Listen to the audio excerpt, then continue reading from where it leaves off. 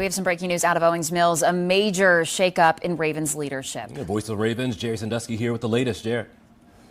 Jason Ashley, John Harbaugh, and the Ravens have mutually parted ways. John Harbaugh is out as the head coach of the Baltimore Ravens. It ends an 18-season run, and it comes just 2 days after the Ravens season came to a heart-wrenching end with a missed field goal and an 8-9 record.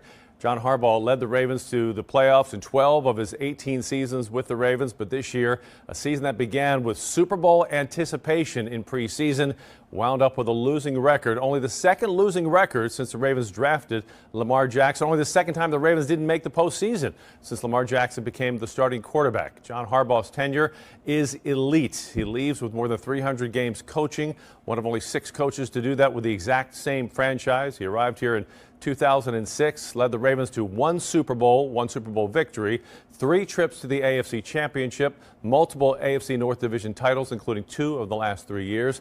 But it was the 1-5 start this year that left the Ravens in a tremendous amount of turmoil and pressure. And the Ravens tried to become only the 5th team ever in NFL history to start a season 1-5 and make the playoffs. They came up a field goal short, losing 26-24 in the regular season finale Sunday in Pittsburgh. And today, after multiple meetings with head coach John Harbaugh and owner Steve Bisciotti, the Ravens and John Harbaugh parting ways, ending an 18-year run, the longest tenured head coach in Baltimore football history, longer than anybody with the Baltimore Colts or Baltimore Ravens. John Harbaugh, up until today, was the second longest tenured active head coach in the NFL. And now John Harbaugh immediately becomes the top candidate for the 6 other available head coaching jobs around the NFL if he chooses to continue coaching.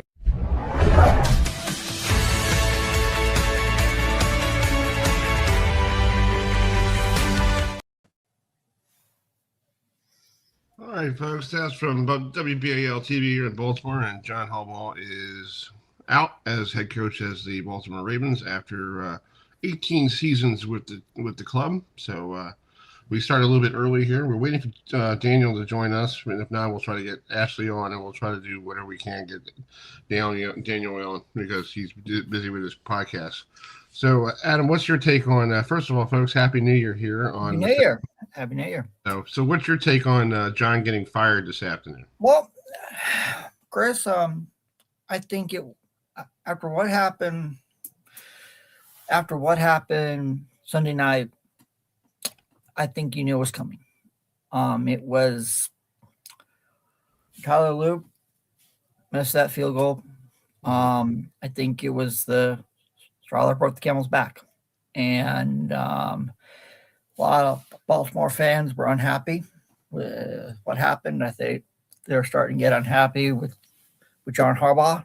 And I think it was time.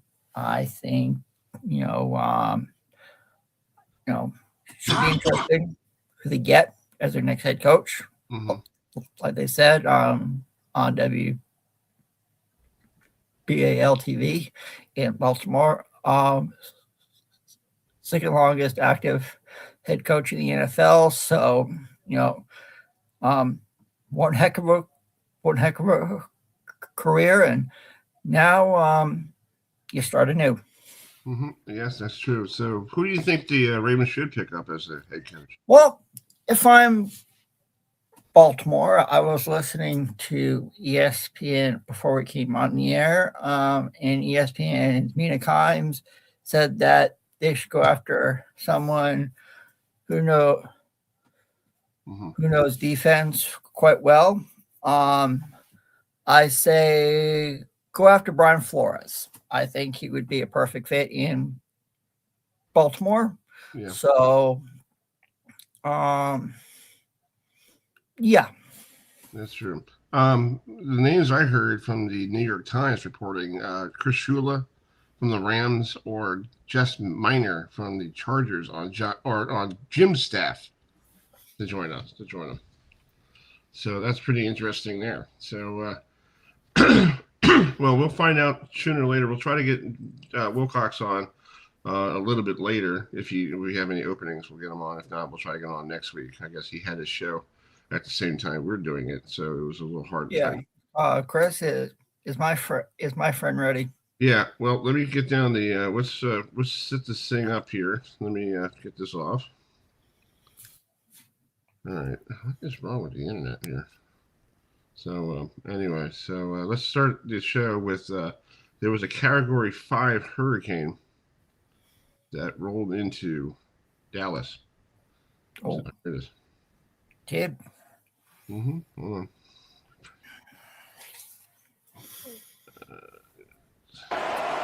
After the loss of 6, another pass play that's intercepted. Taking it back is Keontae Scott. He'll go all the way. Touchdown, Miami. A 70-yard pick six of Julian Sand.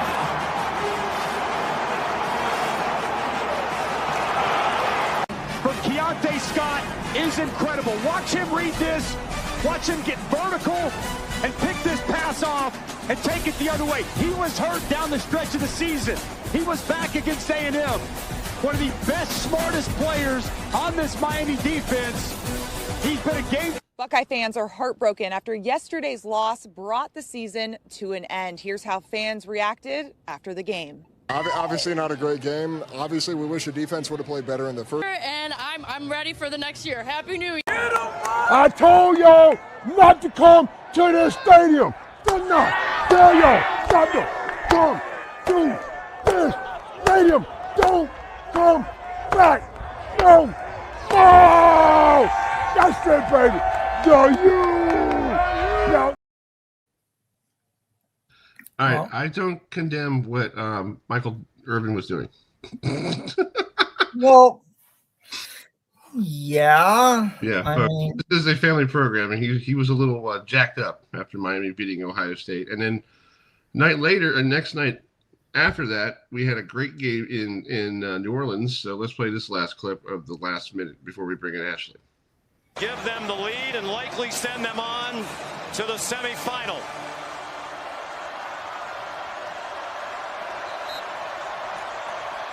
"47 yards. And it is good! Right down the middle!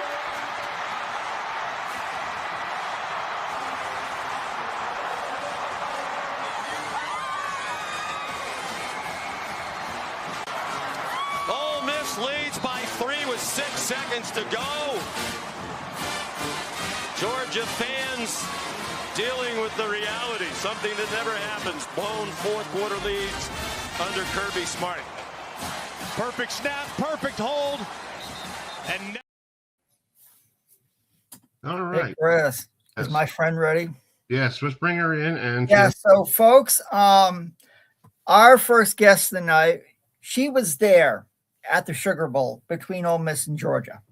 When I say she's a diehard Ole Miss fan, let me tell you, she's a diehard Ole Miss fan.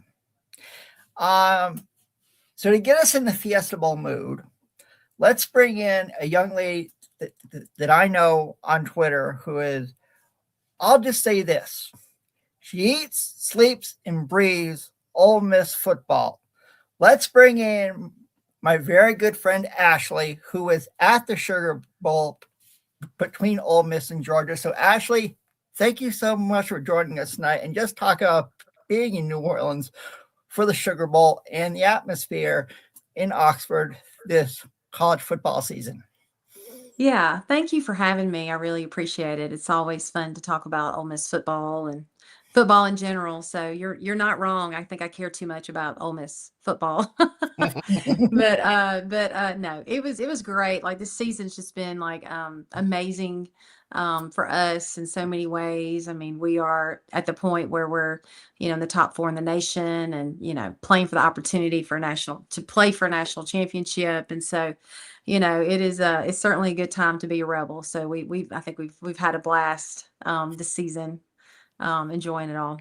That's cool. Yeah, my brother's a Miami Hurricane fan, so it's a little bit hard for me to understand that the Hurricanes haven't been great since I think I went to his house to watch them annihilate Nebraska in the Rose Bowl back in 2001, and they haven't been great since. And that Ohio State game, I was texting him because he was up in New York doing something, and he goes, I can't watch the game, so I was keeping him updated on the Miami game. And he texted me afterward. He goes, the curse is over. I said, first of all, yes, it's over. But the next problem you have is you haven't won a Fiesta Bowl.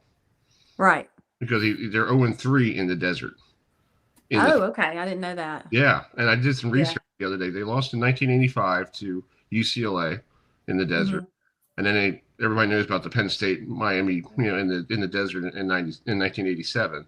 And then the BCS title game that was because of that crappy call at the end. Yeah.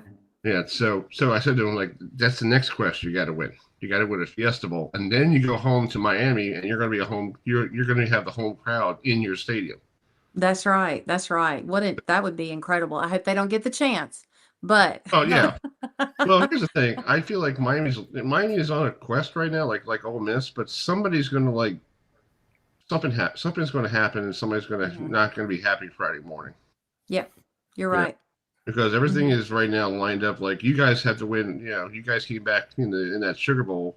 Georgia was leading most of the game, and then you came back and won it in overtime and in that field goal at the end of the game. And then, like, the last second play was a safety, and it was like 2 hours after the second play was over. The last play was over because I guess that ref had no idea what the heck he was doing. Crazy. Why was nuts. Why are you calling for 1 second on the clock, dude? The game is over. Right. Yeah. Yeah, that was crazy. Yeah, I said to my girlfriend at the time, maybe he has a quota he has to do, Yeah, I know. I was like, what are these SEC officials trying to do here? So I saw a little crazy down in Winston-Salem when they played Wake Forest, and that's when Lane Kiffin was the coach, and you guys had that great quarterback in Jackson Dart, who's doing a great job in the Meadowlands, but he reminded me of like Brett Favre, like a gunslinger, like. It was like he didn't care if he got a concussion. He's tough as nails. Yeah. He is. Lose a finger. Yeah. He's back on the field. Yep. And I think this year we didn't know what type of Ole Miss was going to be because they didn't have that guy. And then you have Lane Kiffin, who was like, I'm sorry, he should have. This whole coach's crap should have been wait to the end of the year. Yeah. Not like 2 weeks before Thanksgiving, to me it's just ridiculous because the way he handled that was like, it was more distraction for you guys because everybody was talking about Ole Miss. Oh, is he leaving today? Is he leaving tomorrow? Like, seriously, guys? Yeah. But to this team's credit, though, they really shut the noise out and the distractions. And Pete Golden has done a really great job with everything there. So. Well, I didn't think you guys were going to win over Tulane because all the distractions. Because how are you going to tell your kids to like, hey, play for me? Yeah.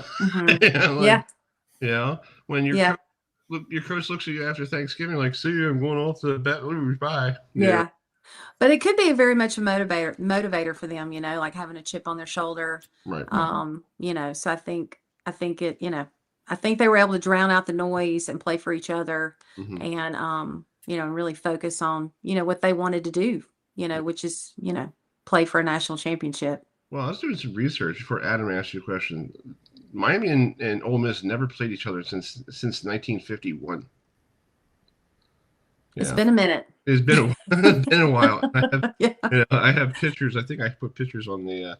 I had some pictures from somebody. I found this in I did some research of this stuff because it's just fascinating how these teams never played each other. Yeah. Like why? Why haven't you played each other? Like you live in the South. Right. Yeah. I know. Like why not? Like here's the program from the last game they played. Oh my goodness. Look at that. Yeah. That's crazy. 1951, and ages ago. Yeah. Ages ago. And they don't have any footage of that game. There's no footage. Crazy. That is crazy. Yeah. So Adam, go ahead. So Ashley, obviously lead story of the year has been your quarterback, Trinidad Chambliss, who came over from Division II Ferris State, where he won a national title there last year. So just, talk about what his story and just what has it meant for the Ole Miss football program. Yeah, I mean, it's an incredible story. I mean, we had our starter, locked in Austin Simmons. incredible athlete, incredible quarterback. No question about who was going to start. And then he gets hurt early in the season. And then here comes Trinidad Chambliss, right? He's been on campus, I think, since May, maybe. Wow. Wow. Yeah. And he comes in and he balls out. I mean, he just makes plays and wins start stacking up, and he really starts gaining even more experience, which he's had plenty of experience at Ferris State, but of course playing in the SEC, a little different there, but yeah, an incredible story. I mean, he has just been electric and has been a difference maker for our team. And I mean, you can't make this up, right? You can't write it any better. Right. So you have a son who's a Miami fan? Yeah, here he is. Yeah, I'm right here. All right. So how did you become a Miami fan in the state of Mississippi? That's the question. When I was about 11 or 12, maybe 11, I watched those old 30 for 30s on Miami, and they're, the U Part 1 and the U Part 2. And I played football and I played a little bit of college ball too. And I've always been like a very aggressive minded player. So I was drawn to their just tenacity and their arrogance, to be honest. I really liked it and became a fan after that and followed them since I was probably 12. Yeah. Well, I'm a Florida State fan, but I knew about Miami because my brother Will's a Miami fan. And when we were kids growing up, he used to like pick on me and like we had Easter Sunday, we had a dinner and he started trash talking me at Easter Sunday. My mother had like, it's Easter Sunday. Can we stop trash talking each other? Can we stop? Yeah. Well, and that's a big thing too, is people don't understand. A lot of people don't understand how big that rivalry is, especially in the 90s, and how many like top tier Hall of Fame players came from both of those schools at that point, and how much talent was in the state of Florida. And it's kind of died off some, but I think that's one of the best rivalries in college football. Oh, yeah. Like I said to somebody, like Florida State and Miami playing each other. Winner goes to the Orange Bowl for a BCS title game or whatever they called it back then. Yeah. And the loser goes to the CarQuest Bowl. Yeah, they really do. They really do. But that game decided that a lot of the time, though, in the 90s. Right, exactly. And I even talked to Jimmy Johnson one time on when he was at the NFL, the Hall of Fame, and I asked him about, real quick before Adam has a question, and I said to him, like, talk about that Florida State-Miami rivalry. He goes, yeah, well, it was the greatest rivalry in the world. And it's funny, Bobby Bowden always saw me during the summer when we had this luncheon down in Orlando for the Orange Bowl or whatever it was. Yeah. And he always comes up to the guy and goes, look at that SOB over there. It cost me 5 national titles over there. He's right, though, is the thing. Yeah. Yeah. So, Adam, go ahead. Bobby Bowden himself was a fantastic coach, too. Yeah. Exactly. Yeah. Yes, Thomas. Called, if you go on our YouTube page, we actually previewed the Miami Florida State game, and Chris can tell you this: we had a bunch of former Hurricane players, a bunch of Seminole players on, and it was like they were ready to step back on the field. It's called. Oh, I imagine so. Oh yeah, we had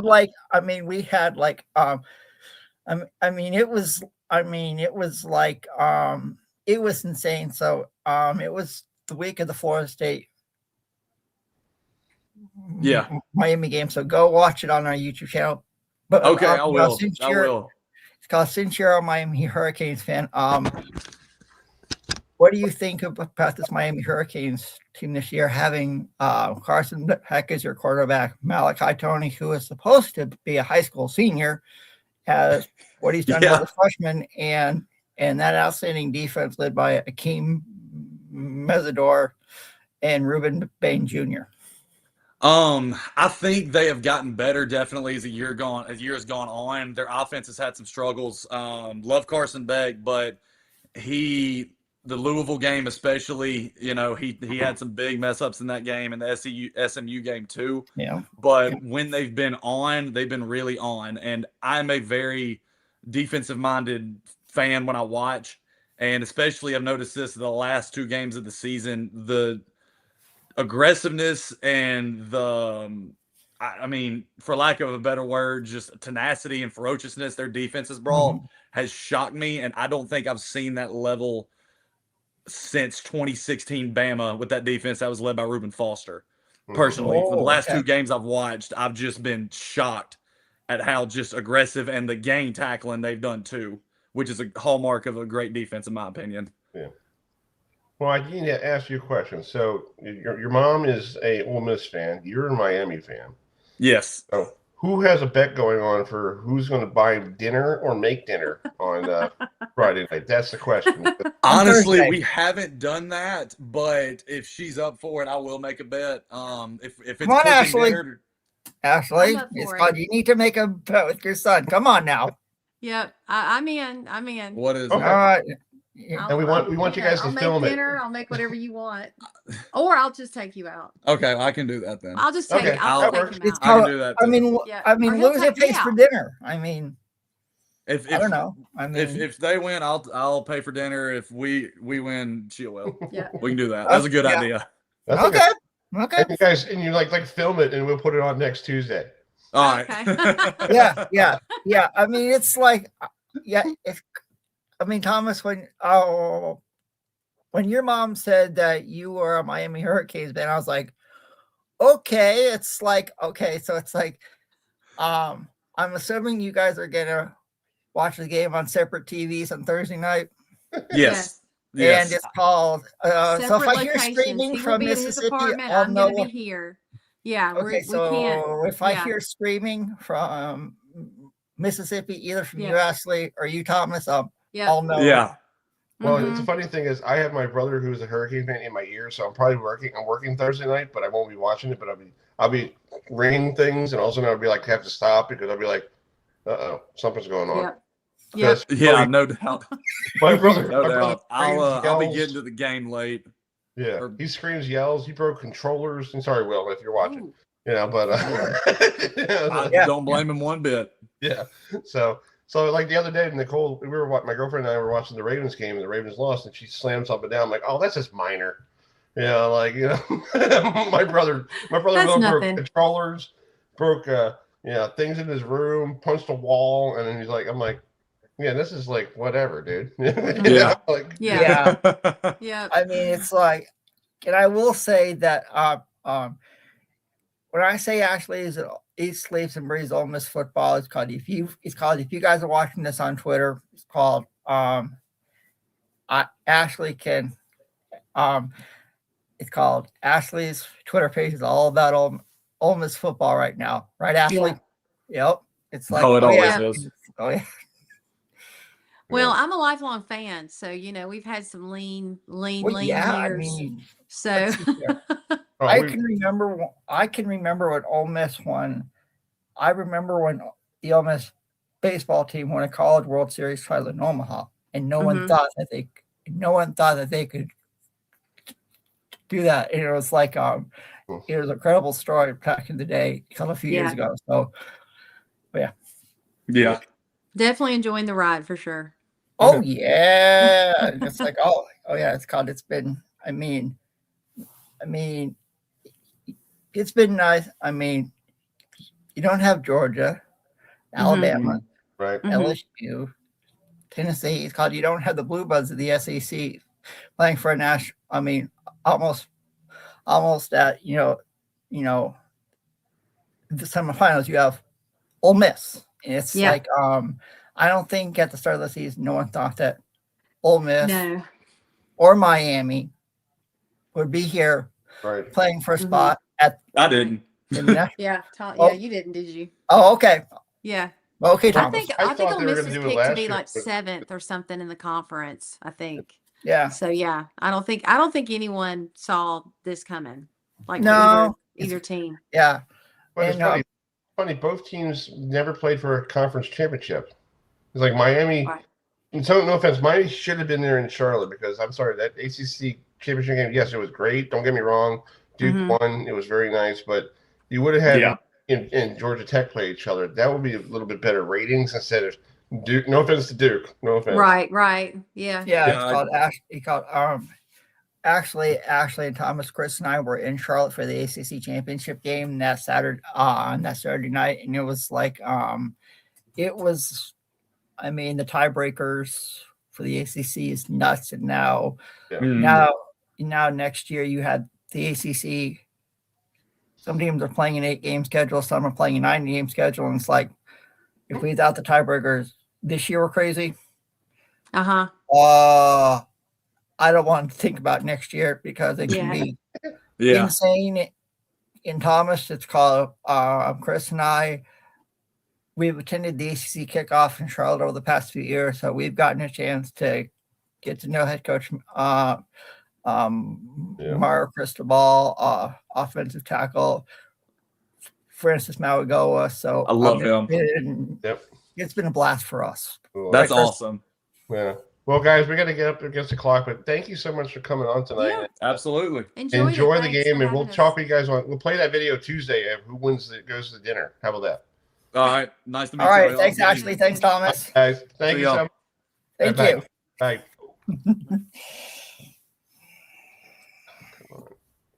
Cool. That was my friend Ashley and her son Thomas as we preview the Fiesta Bowl, and we'll continue the preview at 9:45 Eastern. Right. We're going to play the history of the Fiesta Bowl for Miami. Here's a little monologue I made of them. There are 3 games in the Fiesta Bowl. So here it is. Here's Bratton. Bratton just leads for a yard. 2nd down and 9. 31-yard line. Gozar looks left all the way, throws, completes the pass. The University of UCLA could come back and kick one themselves. Because they have the great John Lee as their field goal kicker. 3rd down and 3. Here's Oliver.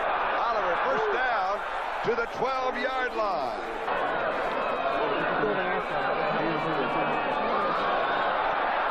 Here's Darrell Oliver. And his dad is. So, okay. 2nd down and 2 for the first down. Gozar trying to lean over the top on 2nd down. 3rd down and 1. 3-yard line. Fake to Oliver. Has a man open. He's there. Bratton, touchdown.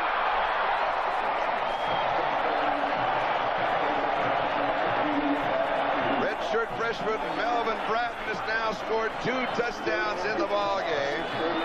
He scored 4 against BC. Not back on top yet, but now he is.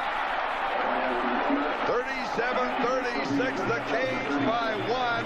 2:58 left to go. Don't go away. Yard line by Mark Seelig, the kicker. All right, that was a little long, so we'll play that another time down the road. But you get the point. So yeah. We're waiting for the guy from the Seahawks to join us. Hopefully, he'll join us shortly. Greg from the Seahawks. You know, I emailed them all yesterday, and they said they got it. So I was using the old buddy system today. You know? Yeah. So cool. So Greg Bell from the Seahawks, NFL writer, should be joining us at 8:05. Let's play this. It should be up. He's coming up soon. And then Chris Knoche from the Maryland Terps radio network will join us at 8:15 is all Terps basketball because they're playing Indiana tomorrow in basketball at College Park. And then the coach from the Southern Blue Crabs will be joining us. Stan Colburn will be joining us. He's now the head coach, the manager at the Chicago Wolves in a Frontier League. So cool. So we'll join him as well. Where were you on this date in 2014 there, bud? I don't know. Oh, right here in North Carolina. Yep. Here in my bedroom. Well, on this date in 2014, Florida State Seminoles ended their undefeated season, beating the Auburn Tigers. And we have a clip from our good friend Gene Deckenhoff because we got to talk about him in a minute. But this is a Kirby Warfield took the kickoff back for a touchdown. So here is the great Gene Deckenhoff on the call. We'll find out. Parker's kick into the end zone, and the Seminoles are going to bring it out. This is Kermit Whitfield to the left side, a hold to the 30, 35, 40, Kermit Whitfield to the 50, to the 40, Kermit Whitfield to the 30, to the 20, 15, 10, 5, touchdown FSU, Kermit Whitfield, a 100-yard touchdown, 4:31 to go on the Noles lead. Kermit Whitfield, 26-24. Wow. Yeah, I remember that was the Jameis Winston era. And speaking of Gene, he officially retired. I was hoping to, no offense to your Panthers, but I was hoping for him to go have one more game. Yeah, I know. Yeah. Off. So there's a story that he was talking, Gene was talking about the time that he got the job with the Bucs. And he talked to one of the reporters down there in Tampa on Saturday before the game. So here it is, okay? All good things come to an end, and I guess today's the day. By my count, 752 or 54 touchdown Tampa Bays in regular season games and postseason games, 1,349. And today will be 1,356, I'm hoping, for a 7-touchdown game. I want to go out with at least 1,350. But 1989, I got a phone call from a fellow by the name of Tim Welch from WRBQ, Q105, the Q Morning Zoo. And he says, hey, Gene, he says, Tim here from WRBQ in Tampa. I'd like to talk to you about being the play-by-play announcer for the Tampa Bay Buccaneers. I said, well, I have a job, a real good job at Florida State, and I thought it was a Q Morning Zoo prank, to be honest. I'm not interested. Well, he called me back the next day, and I had seen the story that Mark Champion had stepped down. And I said, well, he wasn't pulling my leg. And he called me back. I said, well, I saw where Mark, and he said, yeah, we want to talk. And I said, well, I'll be in Tampa for a convention, Dairy Farmers Convention. One of our great sponsors of the Bobby Bowden TV show was over at Clearwater Beach. So I had a reason to be in Tampa, and so we met at the West Shore Marriott, and Tim, and he took me over to WRBQ. And by the way, Ralph Beaver is still working in the NFL. He controls frequencies for the league. He was the owner and general manager of the station. And a fellow by the name of Randy Kabrick was a consultant, and they made me an offer. And I said, well, it sounds really good. I got to get my boss to agree that I can do an NFL game on Sunday. My boss was Andy Miller, Seminole Boosters, and that's where the paycheck came from. And the athletic director, Hootie Ingram, and of course, Bobby Bowden. And I said, if I get all three of those fellows to say it's a good deal, I'll say yes. So I got Hootie to say yes. He wasn't really excited about the NFL game. He's a big college guy. And Andy Miller thought it was great because we got a lot of Seminole boosters in the Bay Area. He said, I think it's great for the boosters. For them. I think that's great, Gene. Yeah. And I said, okay, so let me have Coach Bowden. And why Coach Bowden? Because he did his TV show with me. And we generally did that TV show at 6:30 a.m. on Sunday morning. But now I'd have to be heading toward Tampa in the vehicle or flying to Seattle in an airplane, so we could not do this TV show at 6:30 in the morning. I hated early morning shows anyway. I said, Coach said, are you going to do our games? And I said, yes, sir, I'm going to do it. But I have to get on a plane or drive. He said, well, why do you have to ask me permission if you're going to do our game? I said, well, because you may have to do your TV show at 2 or 3 in the morning when we get back home from a trip to Charlottesville or Pittsburgh, wherever. And he, without hesitation, the greatest coach in America, Bobby Bowden, said, you just wake me up when the commercials are over. We'll do that TV show anytime you want to. And I've told that story many times, and it's so true today. Without Coach Bobby Bowden, I would not be standing here after 37 years of saying, touchdown Tampa Bay. Wow. Yeah, that's pretty cool. That Bowden told him, go ahead. I had no idea that the Bobby Bowden TV show was taped at 6:30. I know. I heard that too. When I heard that, I'm like, are you serious? It's like, look at the game. I thought it was like I thought it was in like the afternoon. It's called. I thought it was at home, like noon or something. That's what I thought. I thought it was like 1 o'clock or something in the afternoon. Yeah. I was like, ridiculous. It's called. I hope they had the coffee flowing. But I think I like his comment when he goes, just wake me up with the commercials. I was like, I'd do the same thing, Chris. Exactly. So, All right, we'll switch gears here real quick and talk Terps basketball. The Terps struggling right now in the Big Ten right now, 0-3, but they're going to turn everything around, 7-7 on the season. They have a home game against Indiana tomorrow night. Hopefully they'll get their first big win for Buzz Williams. So let's bring in our good friend Chris Knoche, who him and Johnny Holiday do the call on Maryland Sports Radio Network. Hi, Chris. Happy New Year. Thanks, Chris. Appreciate it. Yes, same to you. How are you doing these days? How's everything? I have no complaints, man. Life is good, and you're trying to get a couple of W's. How about that? I know. So back to that game against Oregon. It was tied at the beginning of the second half, and then I guess Oregon had better horses, or what happened? It just looked like this went downhill. Well, I thought for 30 or 32 minutes, Maryland played as hard as they could.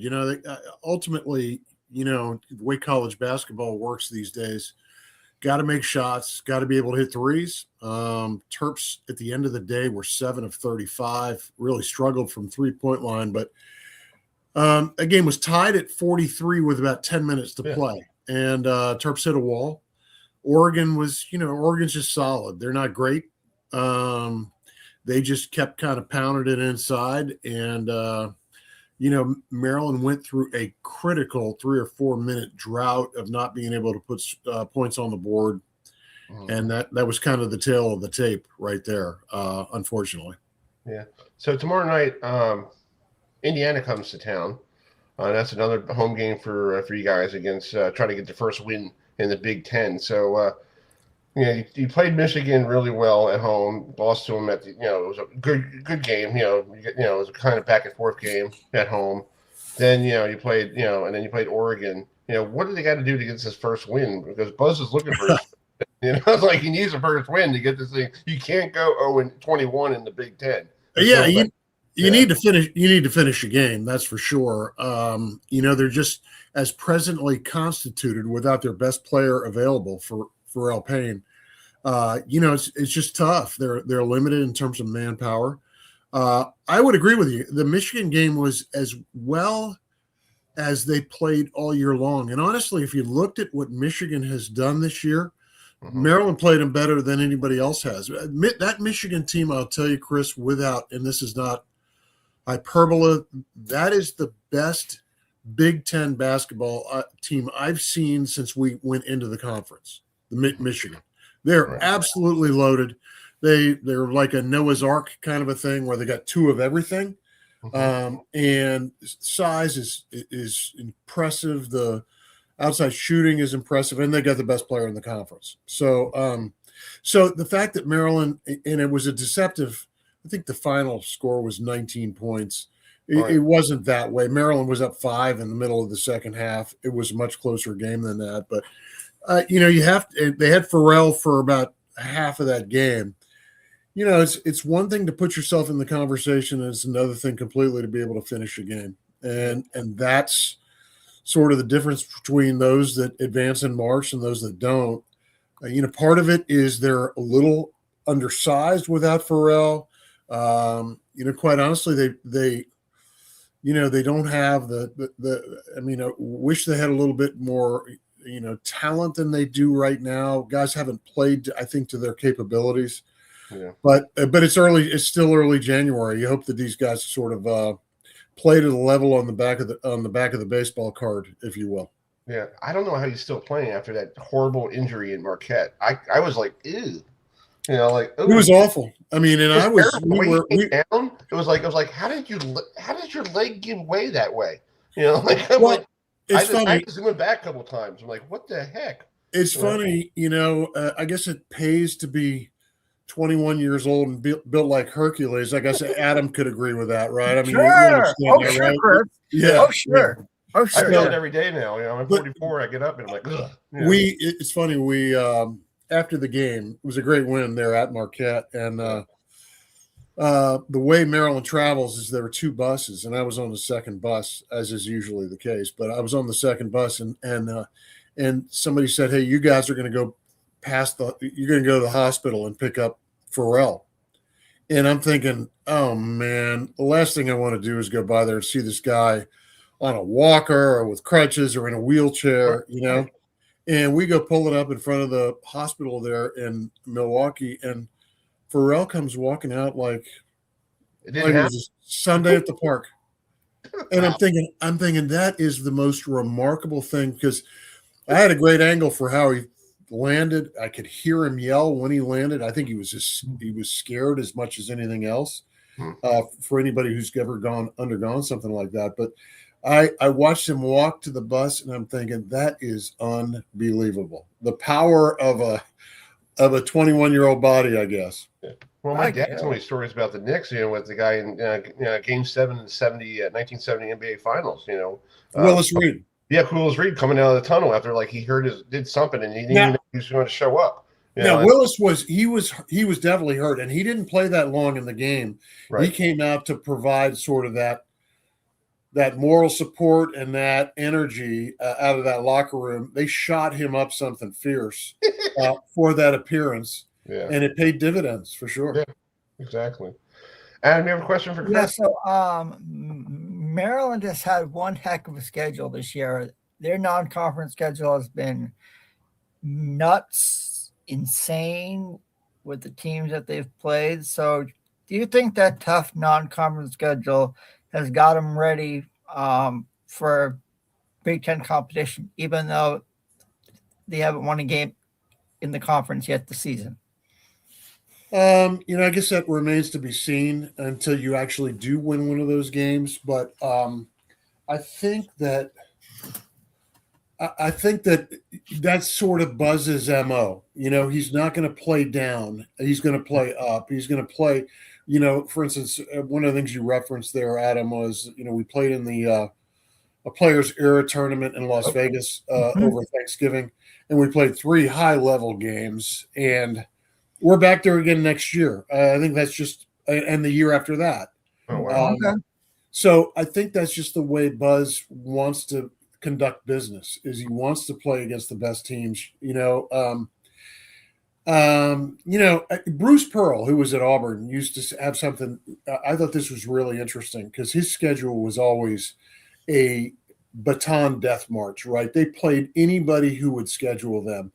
And Bruce Pearl's whole thing was, as people scan around during the college basketball season, I want to be on everybody's mind at least once a week. Right. I want people to recognize that I'm playing Michigan State and I'm playing Gonzaga and I'm playing the best teams. And I think there's something to that. And I think Buzz subscribes to that. Yeah. And it's like, I read that it's Maryland plays like 10 or 12 teams from the AP top 25 this season. It's like, you want to grind? Now that's grind. And it's like, the way that Purdue has played in the Big Ten, you mentioned how Michigan has played this year. It's like you may have to go through one of those 2 teams in order to win the Big Ten tournament and, find a way to get into March Madness. That's a laudable goal. At this point in time, you're looking to win a game and then looking to win a second game and then try to capitalize on that. And you wonder too, part of the equation is, it's, do you have the guys to do that? And to that point, Pharrell Payne is a big part of the equation. Is he going to be back with you at all? I don't think he's back tomorrow night against Indiana. But if he comes back, he's one of those guys. He's a great equalizer. He gets you easy buckets on the offensive end. He's a rim protector on the defensive end.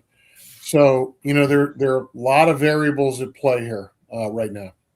Yeah. So just to talk about some of the star players for the Terps this year. I know Solomon Washington is coming back from an injury, and he's put up double figures in his last 2 games. But 2 of some other stars we need to look out for tomorrow night versus Indiana. Well, with Pharrell out, Solomon Solo becomes the heart and soul of this team. He's 6'7", 6'8". He plays bigger than that, and he has to because he's the biggest guy on the team at this point in time. Great energy, great heart, great fire to him. I think there's a lot to love about his game. I just think he's a little limited when he's playing against guys who are 3, 4, 5 inches taller than him. So Solo's really come along. He's had a really good since he's become healthy.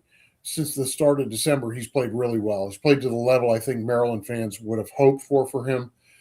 The other guys have been hit and miss, quite honestly. And I'd be, I want to be honest. The freshman Darius Adams, who was a 5-star guy, has had some really bright spots.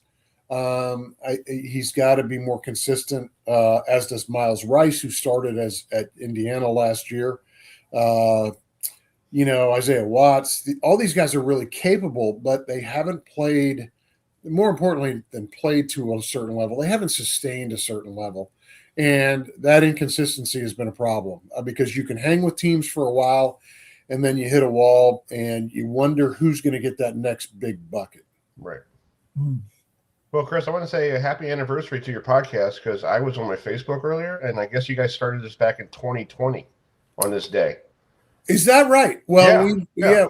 Actually, Chris, I will tell you this: we started well before COVID. Okay. We're in our 9th season. Oh wow! Wow. So we've had a bunch of different really great guests. We've been really lucky, and part of that is because we have Gary Williams as part of the pod. Yeah. We're able to pull in a bunch of good guests, and we've had kind of a who's who of college coaches. Dusty May will be our next guest, and it's been a lot of fun. And to be able to do it with guys that I've known for, gosh, I met Gary in this is dating myself, 1978. I met Gary. 48 years. 48 years with Gary. Wow. And so to be able to call those guys friends and be able to work with them at least once a week is phenomenal. Yeah, you guys have fun on that podcast probably every time. Yeah. Cool guests and joking around like it's like you're sitting in your garage. Yeah. And I've had a bunch of people, and it's funny. We have a lot of people who listen and who will text me or email me possible topics. We try to go off brand a little bit, and do a little bit. I don't want it to be completely coach speak because everybody on the pod was a former coach, and I don't want to be talking about press breaks and out of bounds underneath plays.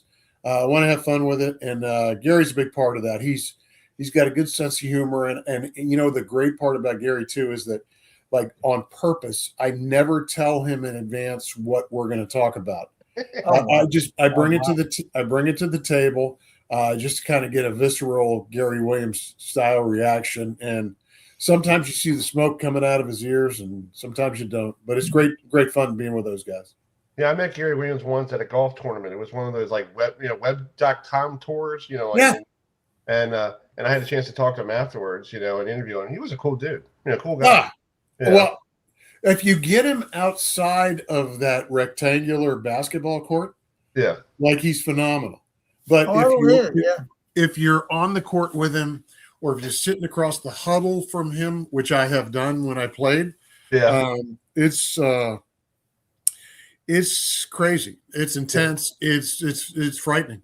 So, but it's a great learning experience. Well, go on YouTube or go on your Facebook. Last night, I think Tom Izzo had one of his players got tossed out of the game. Watching. He did. I saw that. I was like, and Izzo was like, "What are you doing, dude?" Yeah, I saw that last night, Chris. Yeah, it was one of his former players. From like 20 years ago. Yeah, right. Yes. And I saw the player have to do the walk of shame in front of the press. Yep. And I'm sure that Izzo had a hand in that. Like, dude, you gotta step up, be accountable, and just shut your mouth. Right, exactly. I saw that. I was laughing last night. I'm like, that's hilarious. Yeah, funny stuff. So I've got to ask, have you ever had Dick Vitale on your show before? We have not. You know what? I've never really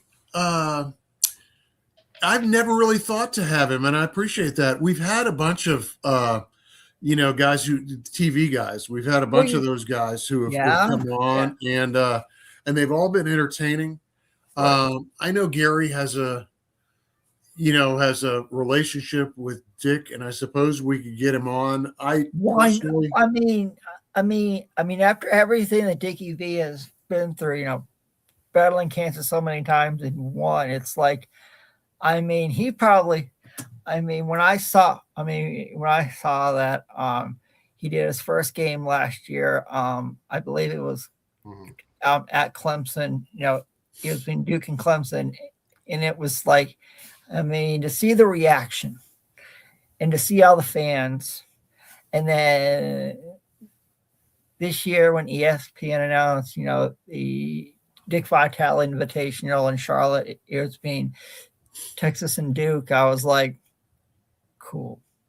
The only issue I would have with that is that, and I appreciate the suggestion, but you're welcome. We, usually our conversations with coaches have been really participatory, where we engage, we talk about things. Most times, like Jay Wright came on one time and he told me in advance, Chris, I've only got 15 minutes for this. Right. And he came on and he was on for 45 minutes. And, wow. They get to tell, we all go back a long ways. We get to tell stories on each other, and it gets to be very participatory, as I said, and very, there's a real dialogue. I'm afraid that if we had Dick on and I said, Dick, how you doing? Then the 45 minutes would be up pretty quickly. Probably. It'll be a 2-hour podcast. Yeah. Yeah, exactly. Or maybe like 3 hour. We try and do this. So it airs locally on the ESPN affiliate in DC. Mm-hmm. So I have to, I'm under orders as the host to make this a certain length and no longer, otherwise the guy who edits is shaking his head and, so. Oh yeah. Try and keep it to a certain minute length. And, well, I try to do the same thing here on our podcast. I do like 10, 15 minutes, and sometimes it goes over because we get in depth about some topic. We know something. And and I talk like what you're saying. What you're saying is I am that guy. Is that what you're saying? No, you're not. Yeah. Chris, no, you're not. No. I enjoy.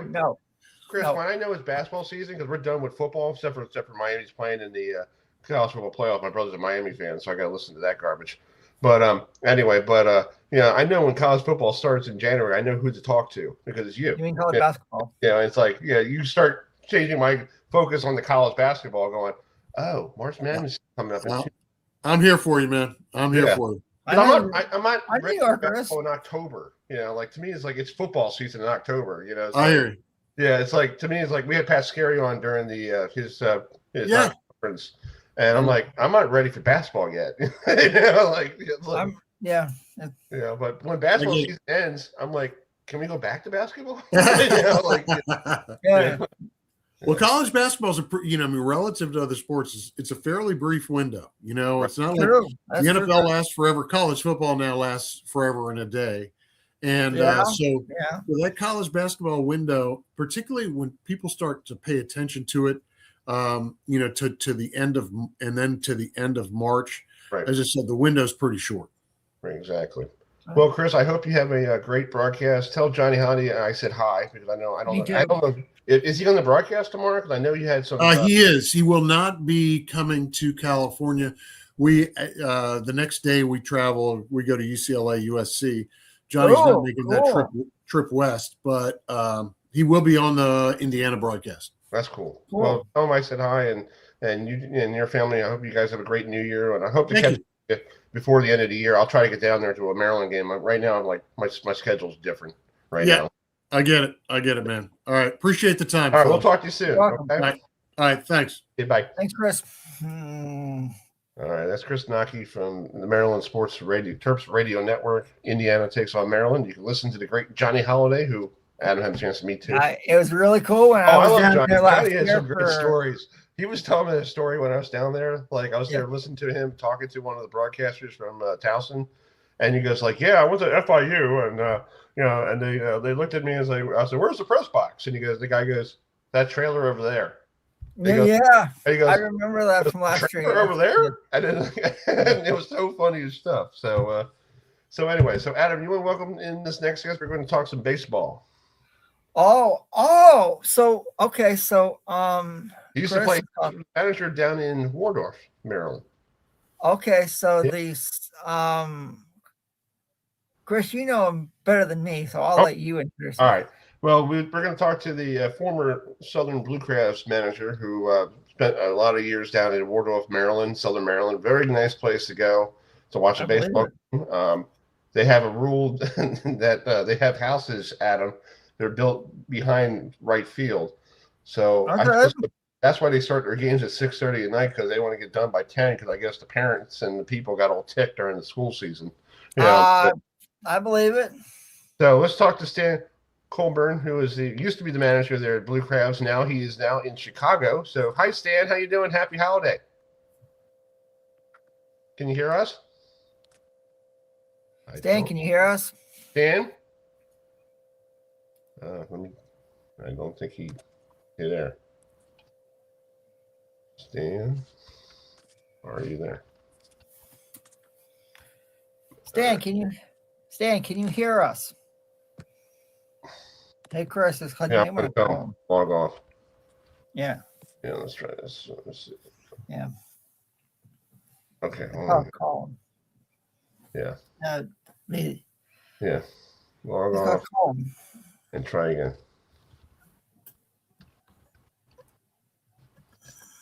All right, so we're trying to see if you can log back off. I don't know why there's an internet. That's weird. There. All right. He logged off. He's going to try again. So anyway, we'll get him shortly. You know, he's what else is going on here? Before we get him back on, did you hear what happened to a former Met over the holiday? No, what happened?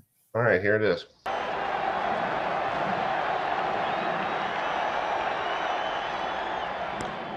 Hit to right. Bass going back. It's gone.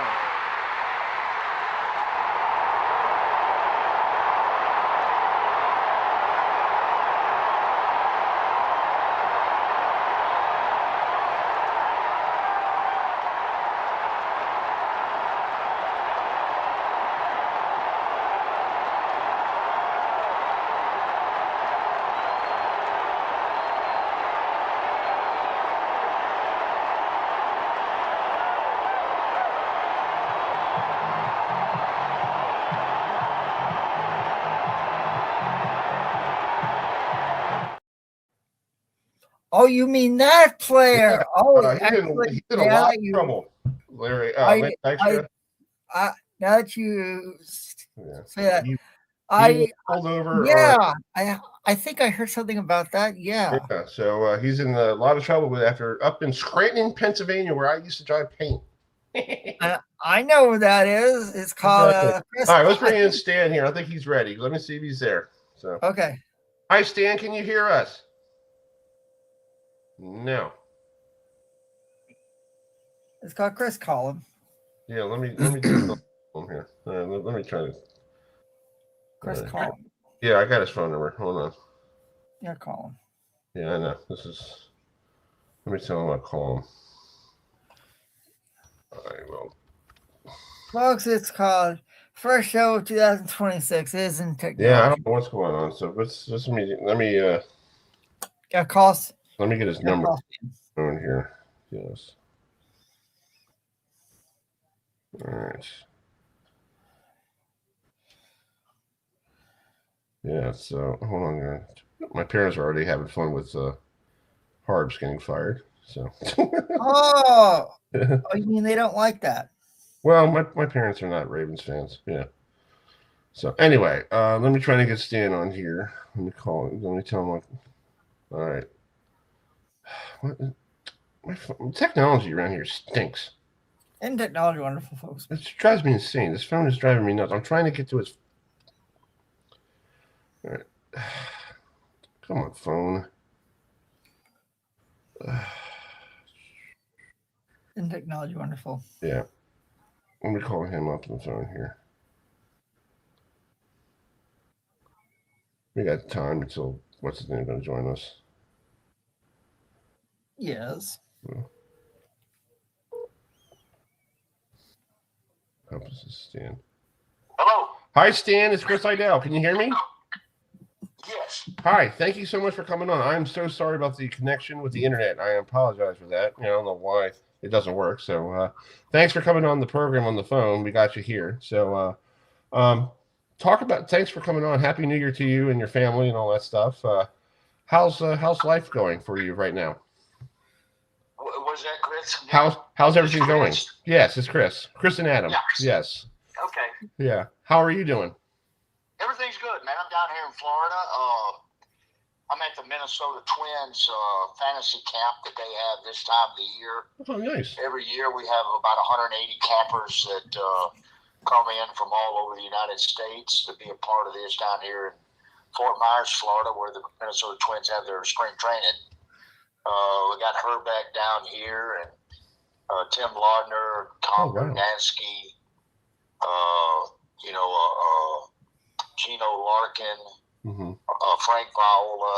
A lot of the guys were on those 87-91 World Championship teams. And, of course, a lot of players that I had as a manager over here a lot of years, and as a AAA manager, big league coach. Tommy Watkins, who's now the AAA manager,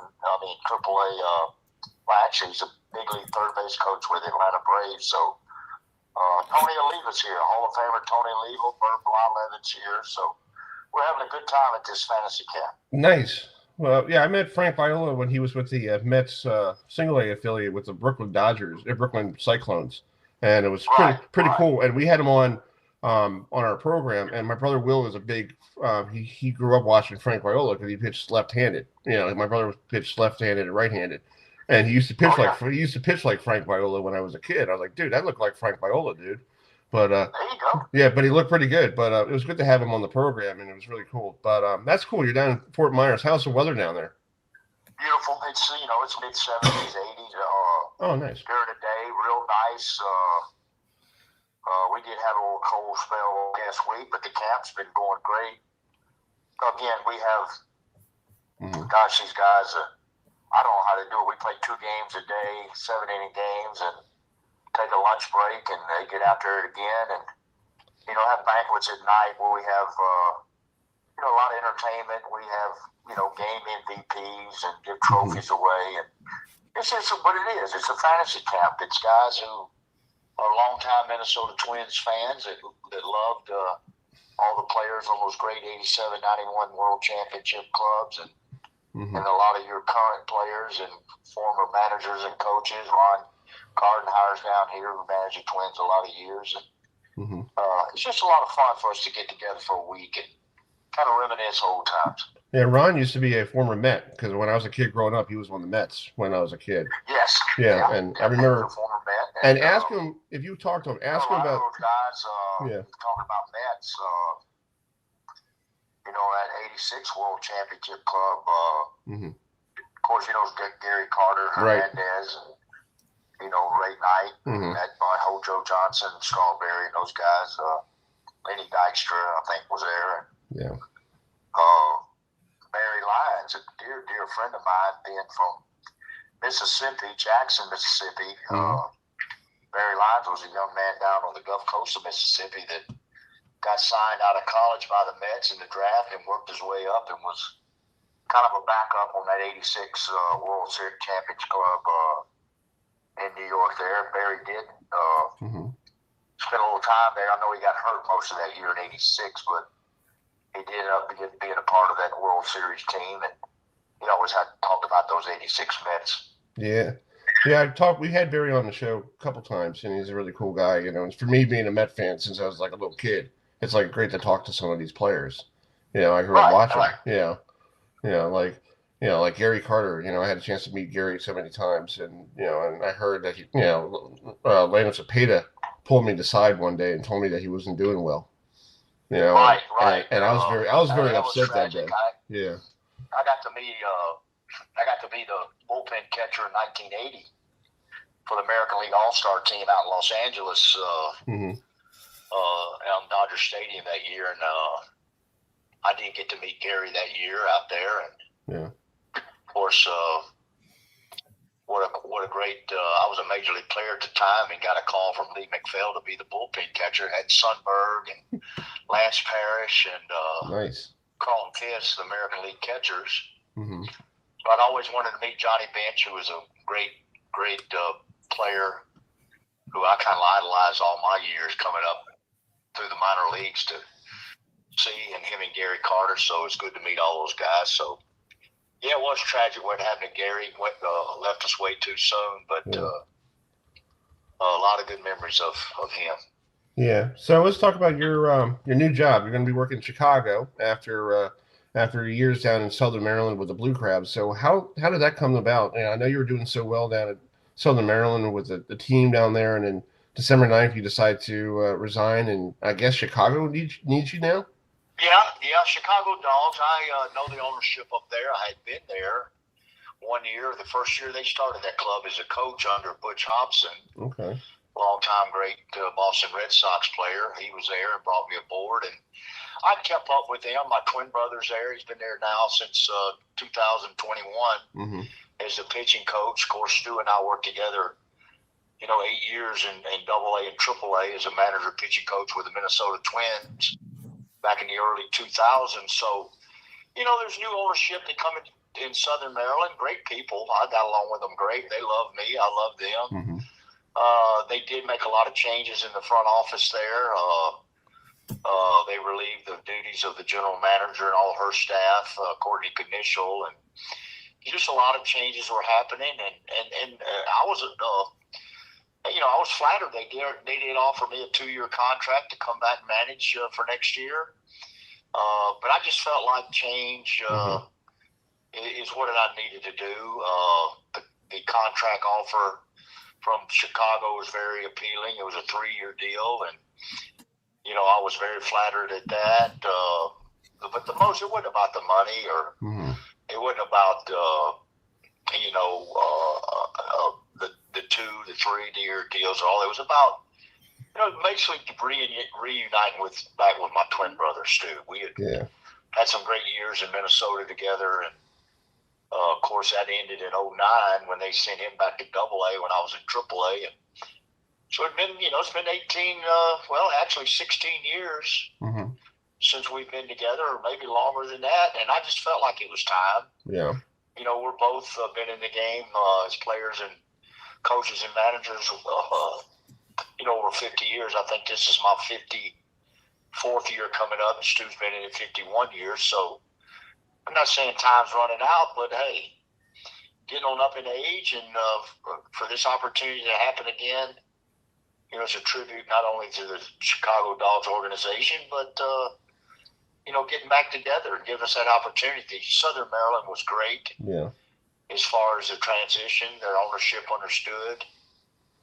It wasn't long after that I left and stepped down to go to Chicago that they hired Brett Jody, longtime friend of mine who's been in the Atlantic League before at Somerset and had great success. And actually, he was in Lincoln, the American Association, going back closer to home in Southern Maryland. So it was a good transition both ways. And, that's baseball. Baseball's about change, and everybody's moving on. But I'm looking forward to Chicago. It'll be another challenge. Nice. Adam, you have the final question with him. Sure. So Stan, I'm originally from New England, and you were a manager of a minor league team that I am quite familiar with. So just talk about being the manager of the New Britain, Connecticut Bees back in the day, and also having your brother there as the pitching coach in New Britain as well. Well, great years there. It was 2001 that we got probably the team of the decade there. Sporting News voted that team of the decade. We were declared co-champions with the Reading Phillies that year. We won 91 games. We didn't play as all the minor leagues didn't because of the 9-1-1, but what a special team. Michael Kadire and, Michael Restovich, Lariano, Rincon. The list goes on and on of the players we had there. Even Justin Morneau came up that year. And then the next 2 years, we had Big Papi, who came through there, David Ortiz in 2022, then Joe Mauer, of course. Both those guys being Hall of Famers now, was there in 2023 with us, and all that in New Britain. And just some great years there. And then, of course, all those guys go to the big leagues and have great success on into the 2010s and 11s and 12s. And, of course, left there and went to Rochester, New York in AAA. But, yeah, it all started right there in New Britain. What a great city. We sold out a lot of games there on Friday, Saturday night, Sunday afternoons. Even during the week, that stadium was always packed. But I spent 7 great years there. I know Stu spent 13 years there in New Britain, but a lot of great people in New Britain, Connecticut, a lot of baseball fans, and still to this day, still talk to those people, about the years. And again, went back there in 16 and 17 with the New Britain Bees, which is in the Atlantic League. That didn't really take off there. So they turned it into a wooden bat league now. I think it is called the Bees. We were the Rock Cats when we were AA with the Twins. It was the New Britain Rock Cats, and then of course when the league come in, they named the New Britain Bees. But yeah, a lot of great years in New Britain, and nothing but great things to say about New Britain, Connecticut. That's cool. Well, Stan, we'd love to get you back on down the road, and enjoy the fantasy camp. I appreciate you coming on. So, thank you, guys. Thanks for having me. We'll talk to you soon, okay? Bye. All right, bye. Yeah, I know. I know the New Britain Bees, and before that, I remember when they were known as the Rock Cats, and they were in the Eastern League, and yeah, that was a good time. Talk playoff football right now, and it's called it's playoff time. Yeah, we're talking Eagles football. So, do you want to bring them in? Yeah. So, Sunday. It's wild card weekend. The San Francisco 49ers make the trip east to take on Jalen Hurts, Saquon Barkley, and the Philadelphia Eagles, who became the first NFC East team to win consecutive division titles. So to get a preview of this game, let's bring in our good friend Ed Krantz, who covers the Philadelphia Eagles for SI. So Ed, thank you so much for joining us tonight, and just talk about this matchup. Having Brock Purdy, Christian McCaffrey, and the 49ers come east, to face Jalen Hurts, Saquon Barkley, and the Philadelphia Eagles. Yeah, hey guys, Happy New Year. Thanks for having me on. It's a game that, the Eagles haven't played the 49ers this year, whereas they played the Rams, the Packers, beat them both. They haven't played the Seahawks either. So, it's a good matchup in that regard, that we haven't seen this matchup yet this year. We saw it, of course, in the NFC Championship game a couple of years ago. The Eagles knocked Brock Purdy out of the game pretty early. Hassan Reddick hit him on the elbow, rushing the passer. Purdy left. They brought in the backup. He got a concussion. I mean, the Eagles' defense was pretty good that day. And, this matchup, they have a pretty good defense again, led by Vic Fangio, their defensive coordinator, who's been in the game for, 40-plus years. He's had some matchups with Shanahan-coached offenses. He's done quite well against Kyle Shanahan throughout the years. He has held Shanahan's team under, I think, 20 points in 4 meetings against him. Now, the last one was a long time ago, 7 years. So different quarterback, different circumstances, obviously. It should be a good matchup. We'll see. I like both these teams a lot as far as their chance of advancing and surviving for another round, maybe. But it has to start here with a win by one of them. Right. So this is the third playoff meeting, right, between the Niners and Eagles, because they're 1-1 against each other, right? Yeah, that sounds right. Yeah.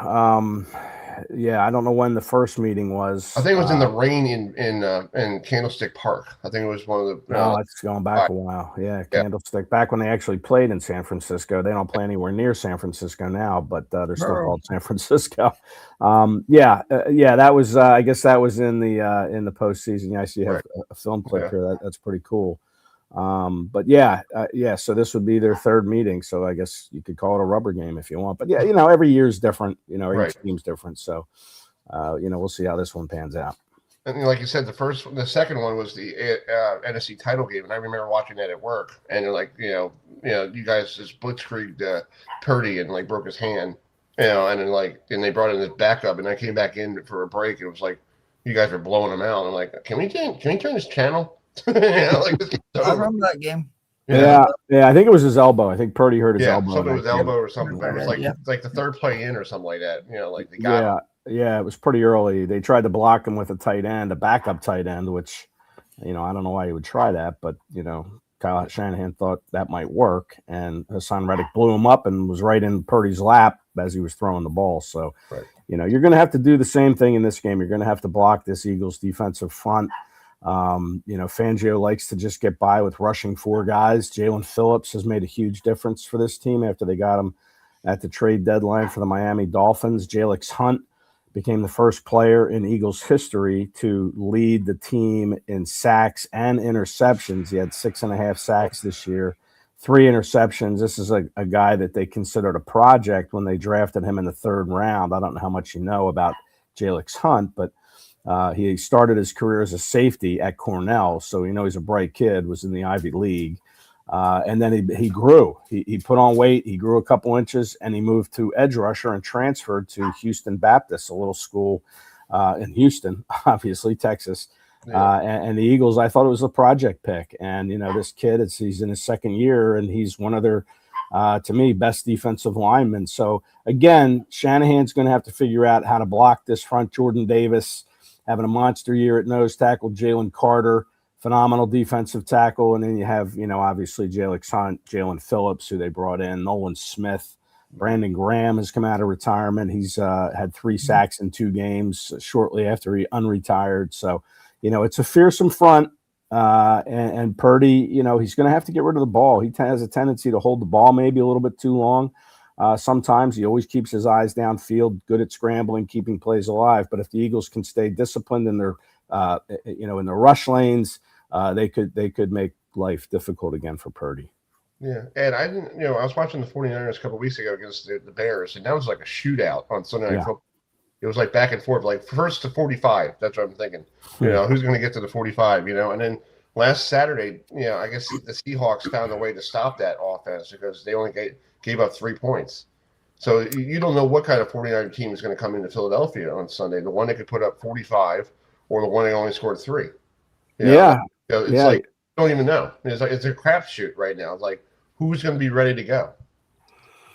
Well, I think, the 49ers offense, obviously George Kittle, one of the best tight ends in the game.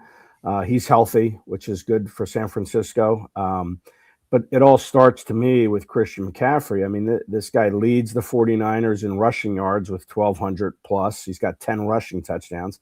And he leads them in pass receiving yardage, close to 1,000 with another 7 touchdowns. So he's got 17 total touchdowns. And, the secret to slowing him down, and listen, you can say it's not a secret, and you can say, hey, all we have to do is gang tackle this guy to prevent him getting yards after the catch or yards after contact in the run game. But that's a heck of a lot easier said than done. He's a load. He's healthy. But to me, that's kind of the key to slowing the 49ers down is making sure Christian McCaffrey, there's somebody always there waiting to hit him whenever he gets the ball. Right. Adam, you have a question for Ed? Yeah, so, the Philadelphia Eagles have had a real we know how good of an offense they have with Jalen Hurts and Saquon Barkley, but their defense has been really, really solid all year long. Is that one key that for the Eagles is called if they need to beat Brock Purdy and San Francisco after what we saw from Purdy versus the Indianapolis Colts and like Chris said, the Chicago Bears on Sunday Night Football a few weeks ago. Yeah, I mean, Vic Fangio, again, go back to the defensive coordinator. There's nothing you can throw at him that he hasn't seen. There's nothing you can throw at him during a game that he won't be able to adjust to. And he's got good personnel. This Eagles defense, remember last year, they basically won the Super Bowl. Mahomes couldn't do anything. They jumped out to the big lead, 34-0, I think it was, and just kind of coasted from there. But it was the defense. They sacked Mahomes, I think, 7 times. They picked him off, pick 6. The rookie Cooper DeJean last year at the time. So there were a lot of question marks about the defense coming in. They lost Milton Williams. Their D tackle went to New England, who's in the playoffs. And they lost Josh Sweat, who had 11 sacks for the Cardinals this year. Brandon Graham retired, but he has since unretired. But, you lost some guys. You lost Darius Slay, the cornerback, that went to Pittsburgh as a free agent. So there were question marks coming into this season. And, Fangio has a way of turning question marks into exclamation points. So it's going to be important for this defense to stop the 49ers on third down. They're the number 1 third down team in the league. The Seahawks did a great job of stuffing them on third down last week. They held them to 2 third downs and 9 chances. And they ran for 180 yards on the 49ers defense. So it's kind of an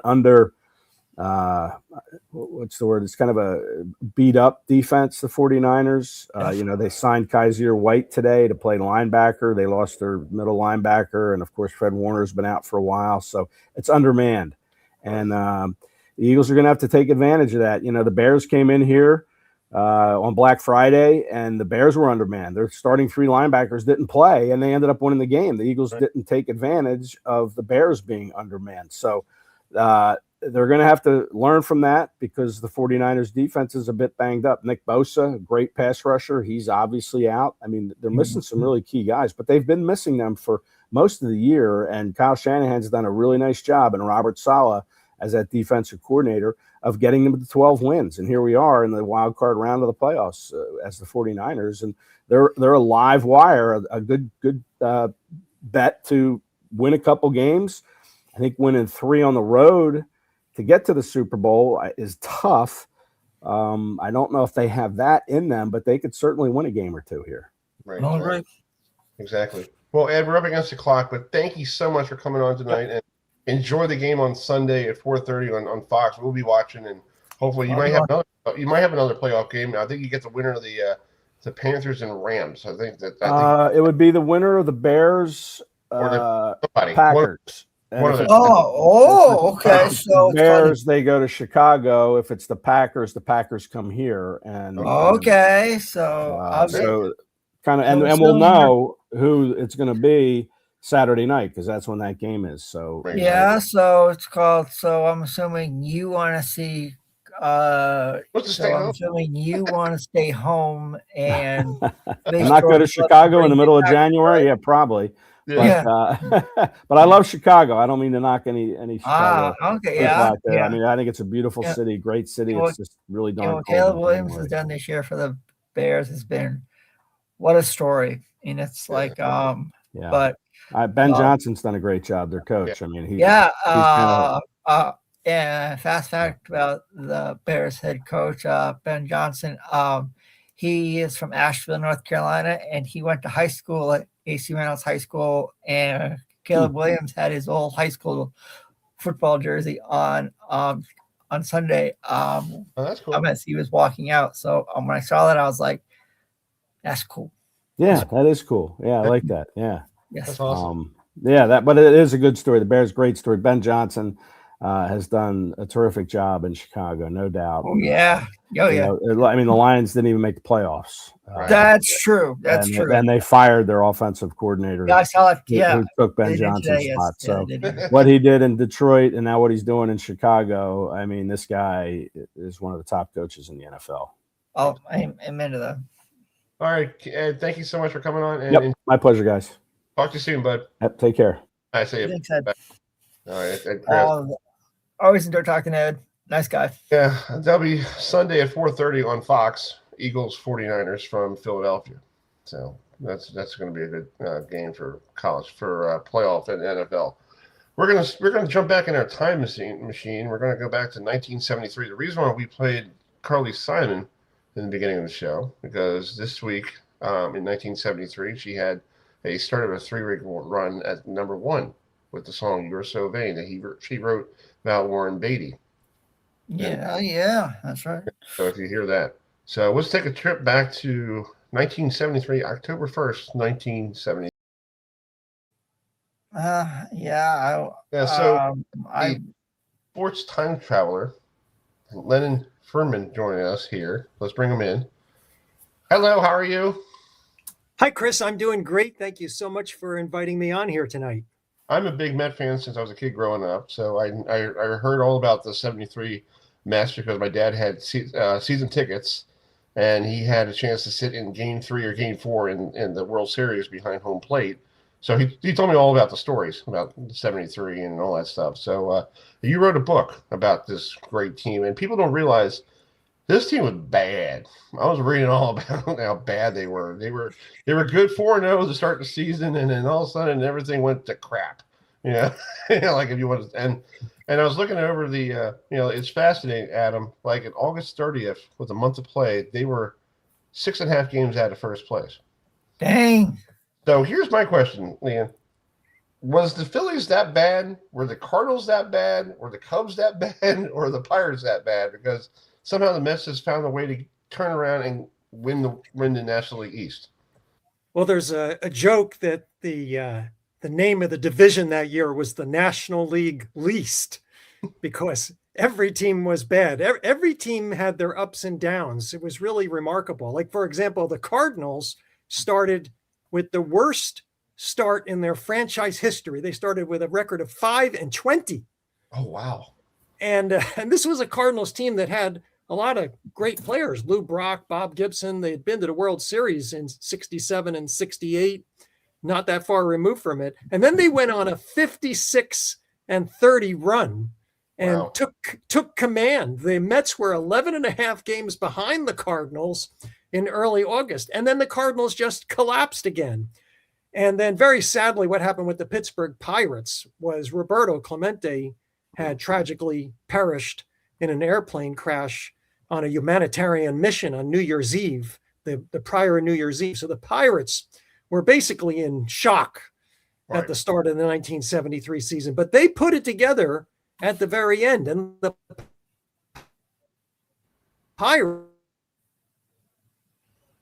my chapters, and one of my chapters was titled Pennant Fever, where at the beginning of that chapter, I talk about how the Mets on September 17th, it looked all over. They had played the Pirates that night, and Seaver was pitching there at the franchise, and the Pirates rocked Tom Seaver.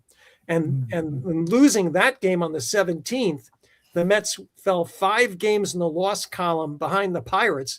And not only that, they're in 4th place. So it's just looking like it's over. And then the Mets go on this remarkable winning streak. They win 5 straight games.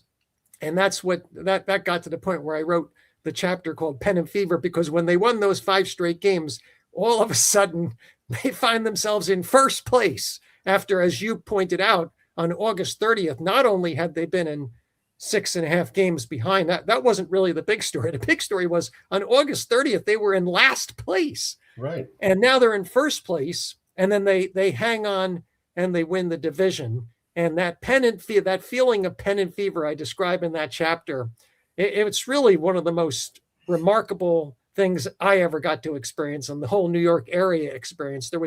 I've never experienced anything quite like that. This team remains. The legacy is they're the only franchise in American professional sports history to go from last place to first place in the final month of the season. Wow. That's crazy. That's awesome. Yeah, I was reading some of your stuff, and also I think there was a turning point on September 20th when they were playing the Pirates at Shea Stadium, and there's a play that I found on YouTube, the ball off the wall. This is you hear the great Bob Murphy on the call. So let's play it. Here's the play-by-play. The 2-1 pitch.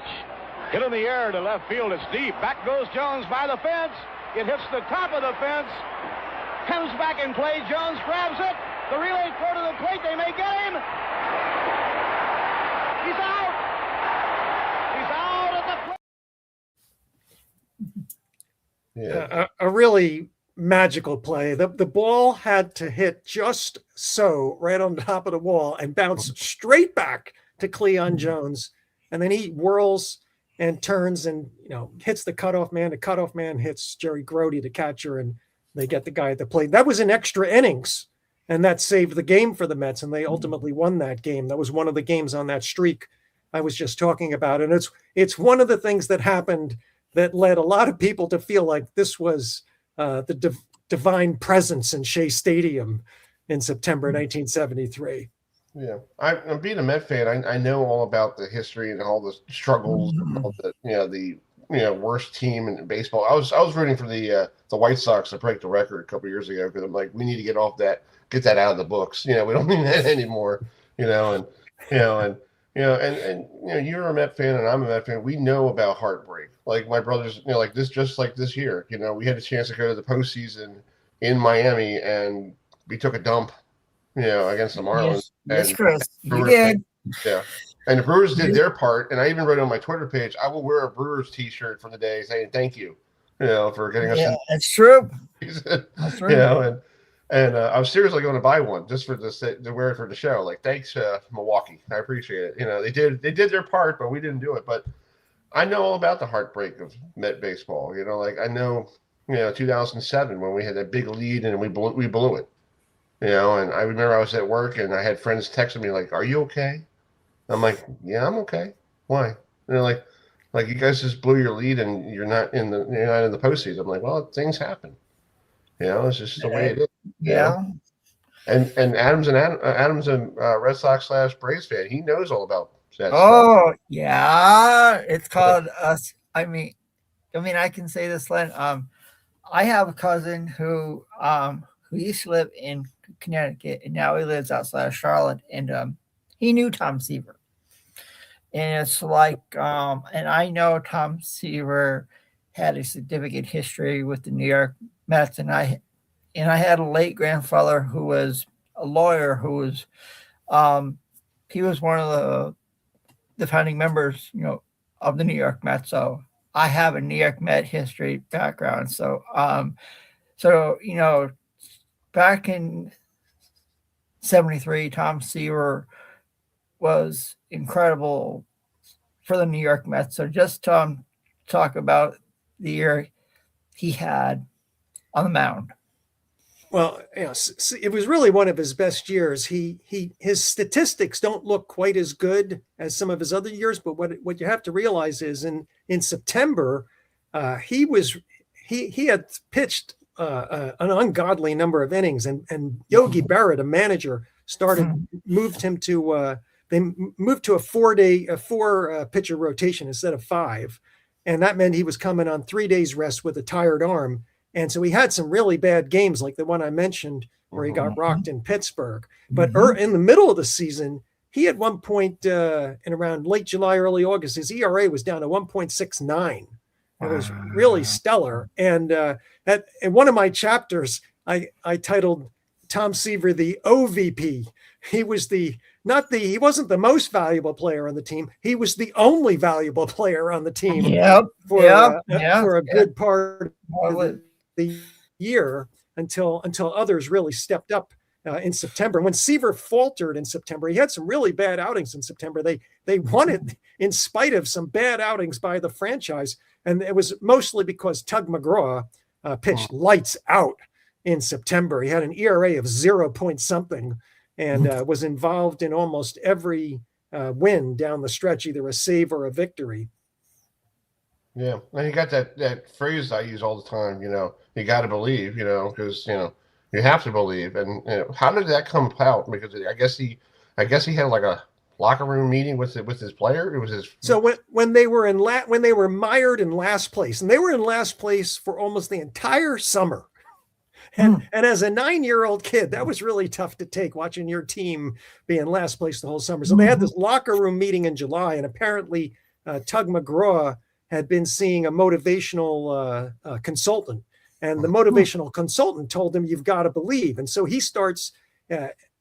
Tug didn't have a lot of patience. So when the upper management have them locked into this meeting, he just starts yelling at everybody, "You got to believe." And the upper management thought they were he was making fun of them, but really he was just trying to get everybody rallied. So that became his mantra, "You got to believe." But it didn't really spill over to the fans until September.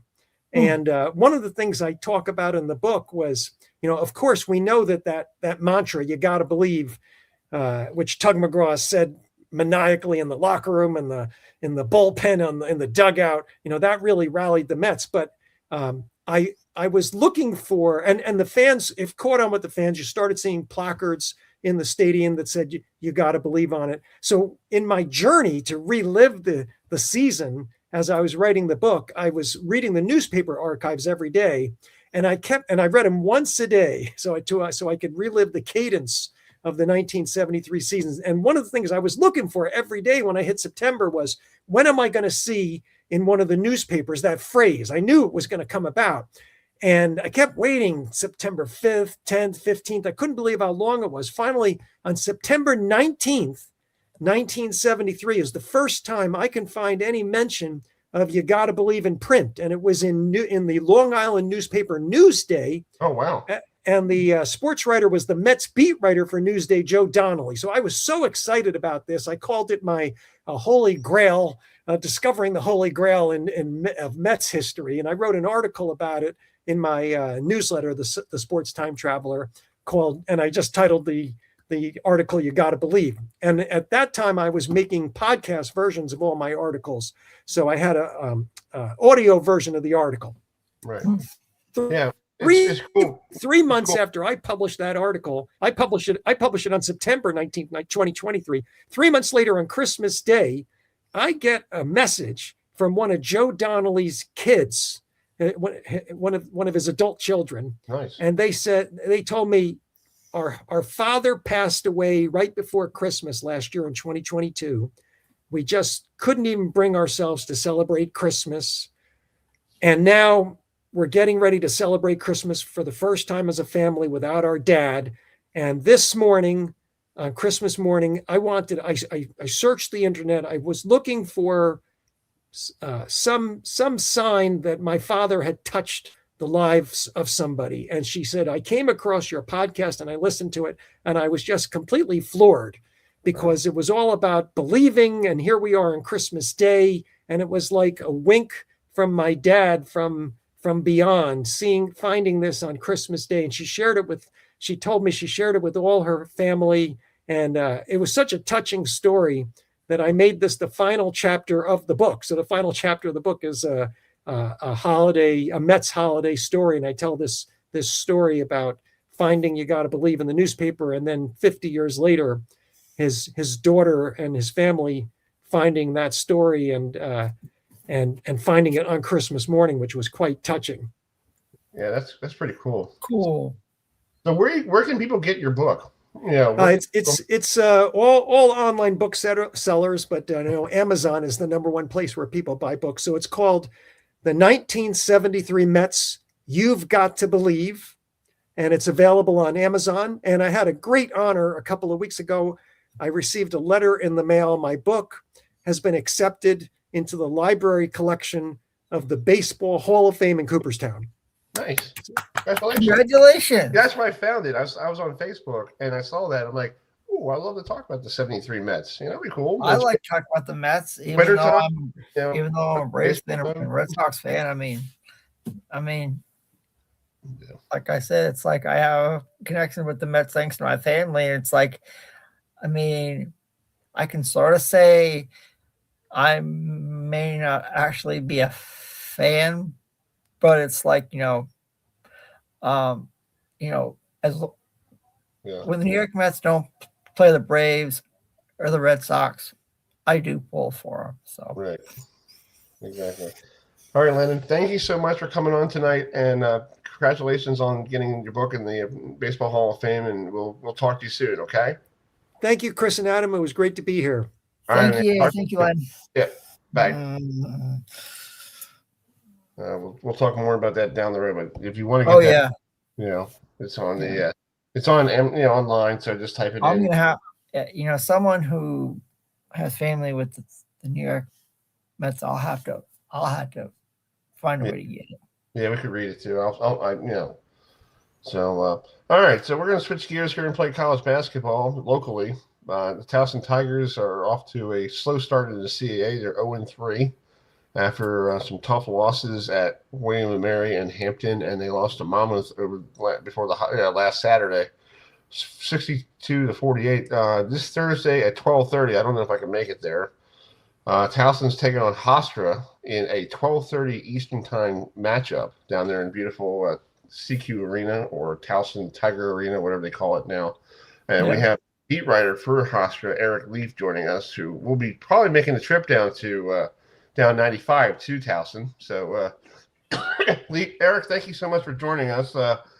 Talk about you guys. You guys had some. I think you guys should join the ACC because you're 2-0 against Syracuse and Pitt. So just talk about your guys' non-conference schedule. Yeah, well, first off, thank you guys for having me. But what a crazy non-conference schedule that was for Hofstra. First off, the thing that jumps off the page, like you guys said, the 2 ACC wins, and sandwiched in between was a 69-point blowout of a D3 team. But that's what you're supposed to do. That was a tremendous week for Hofstra basketball. You beat Pitt, which is not a great team, but you still beat an ACC team for the first time since 2015. And then you played the D3 team and you held them to, I think, 11 points at halftime, which I don't care if you're a D3 team. That's impressive to hold a team to only 11 at halftime. And then you go up to Syracuse, which I was in attendance for, and I think I was the only person in the media section that was making any kind of happy sounds once those buzzers rang out.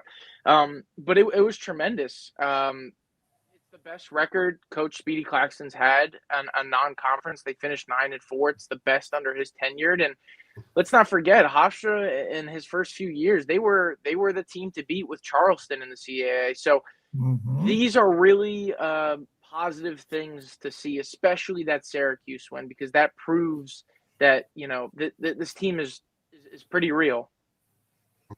Adam, you have a question? Yeah. So Eric, I remember when Speedy Claxton was in college, and he was outstanding. So just talk about what he's done as coach of the Hofstra Pride. Well, I think he's totally revitalized this program because he is a big name. He's an NBA champion. He won a championship in 2003 with the Spurs, and he got meaningful minutes. He single-handedly won them a game. He checked in, and the Spurs were down 10. He scored 10 himself. And then, he has this allure where players want to play for him, specifically guards. I think that's been the biggest thing for Coach Claxton and his coaching staff is the development of guards. If you look at when he started as head coach, he was on the coaching staff before. You had Aaron Estrada, who's a guy that never blossomed at Oregon. He kind of didn't find his way. And then he became the 2-time CAA Player of the Year and transfers out to Alabama and is on a team that went to the Final Four. Then you look at a guy like Tyler Thomas, a guy who couldn't really figure out his rhythm, his play style, and then here he goes to win a CAA Player of the Year. And now what Cruz Davis is doing. I think that's been the most impressive thing of Coach Claxton's tenure is his ability to get these, not polished guards and be able to kind of breathe them new life. And we've seen it from when he started to right now. Mm-hmm. Yeah, I think it's good for Hofstra because I remember who was the coach there before he showed up, and I know he was doing he was doing okay. I can't remember the coach. It was the year before him. Who was the coach before the guy there? I can't remember. Yeah, that's a little before my time. I know there was a few, but he like you said, he's changed things for Hofstra. He has been such a positive thing for just the entire program as a whole. Right, exactly. And he's putting Hofstra back on the map, doing pretty well, with those 2 big ACC wins. So, hopefully, with the CAA play coming up, we're playing a Towson team that shouldn't be 0-3, but they had a tough loss, against Monmouth, and they should have beat Hamilton on the road. I don't know why they lost to that team. Well, Towson's been weird because they come into the year ranked number 1 in the CAA. Hofstra's ranked number 8 in the CAA. So there's a big gap. And if you look at Towson's offense, it's some of the most stagnant offenses in the CAA right now. They live and die by second chance points. They try and have the defense fuel the offense. They're trying to live on the offensive glass, and that's just not sustainable. They're 8-8. They haven't had a win in the CAA, so it's a little confusing. You have a team that's number 1 ranked, and now they're the worst in offensive rating in the entire CAA. So I don't know exactly what the problem's been with Towson right now, but it's been a polar opposite of what people thought going into the year. Yeah, the coach with the Hofstra was Joe Mechanic. I remember him. Yeah, I hope I'm saying it right. That was the coach before Speedy showed up.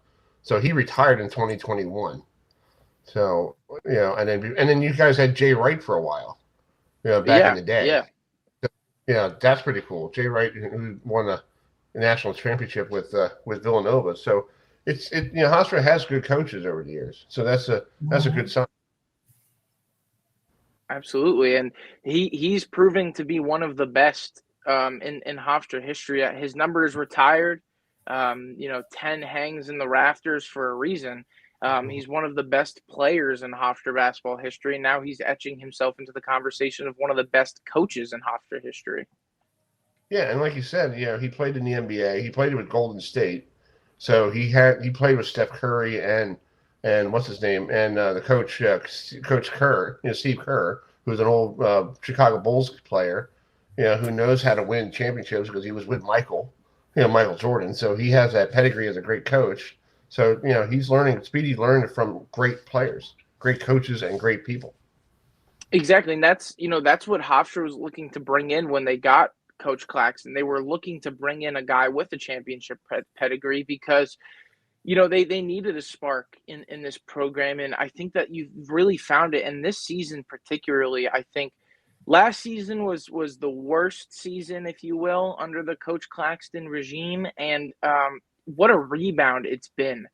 They lost Gene Aranguren in a very bizarre way. He was kind of the number 1 guy or number 2 guy between Cruz Davis, and he committed back to Hofstra and then pulled his commitment and left for George Washington, which is a bizarre kind of situation. So coming into the year, I was not too optimistic because last year was a bit of a dud, and then you lose one of your best players. But Cruz Davis has taken that step, and Hofstra has some incredible rookies, and it goes back to the fact that they're guards and Coach Claxton's ability to breed these kind of elite guards. Yeah. Adam, you have a question for him? Yeah, so so with Hofstra starting out at 2-0 and 11-4 overall, do you think Hofstra can continue this run and perhaps challenge, Charleston, UNC Wilmington for a CAA title, regular season? I think absolutely. I think this is one of the deepest and most complete Hofstra teams. The best teams that I've seen were the Aaron Estrada teams. And when you kind of look at that body of work, it was so top heavy on Aaron Estrada. But this is the most well-rounded and complete team that Coach Claxton's had the pleasure of coaching, because you have guys like Victory Onyewetu, who are these big, long, athletic bigs who are great defensively, great on the glass, offensive and defensive. You can switch him off for a guy like Silas Sunday, who plays opposite minutes to Onyewetu. And I think the headline all season long has been Cruz Davis, who I think last time I checked is the 14th highest scorer in the country. And then you look at Preston Edmeade, who now won his 5th CAA Rookie of the Week. Those guys have been so unbelievably good for Hofstra that you can go up against a team like Syracuse. It wasn't easy, and then even guys like German Plotnikov, who's a 4-year vet of the program, who knows this team inside and out. He's stepping up big, and he hit the game winner in the Syracuse game. Mm-hmm. So it is a deep team, and from what I've spoken to Coach Claxton a bunch. I've spoken to some players, and it is such a tight-knit group this season. And chemistry plays a big factor, and I questioned a little bit of the chemistry last season. I saw some miscommunications early on that I didn't like.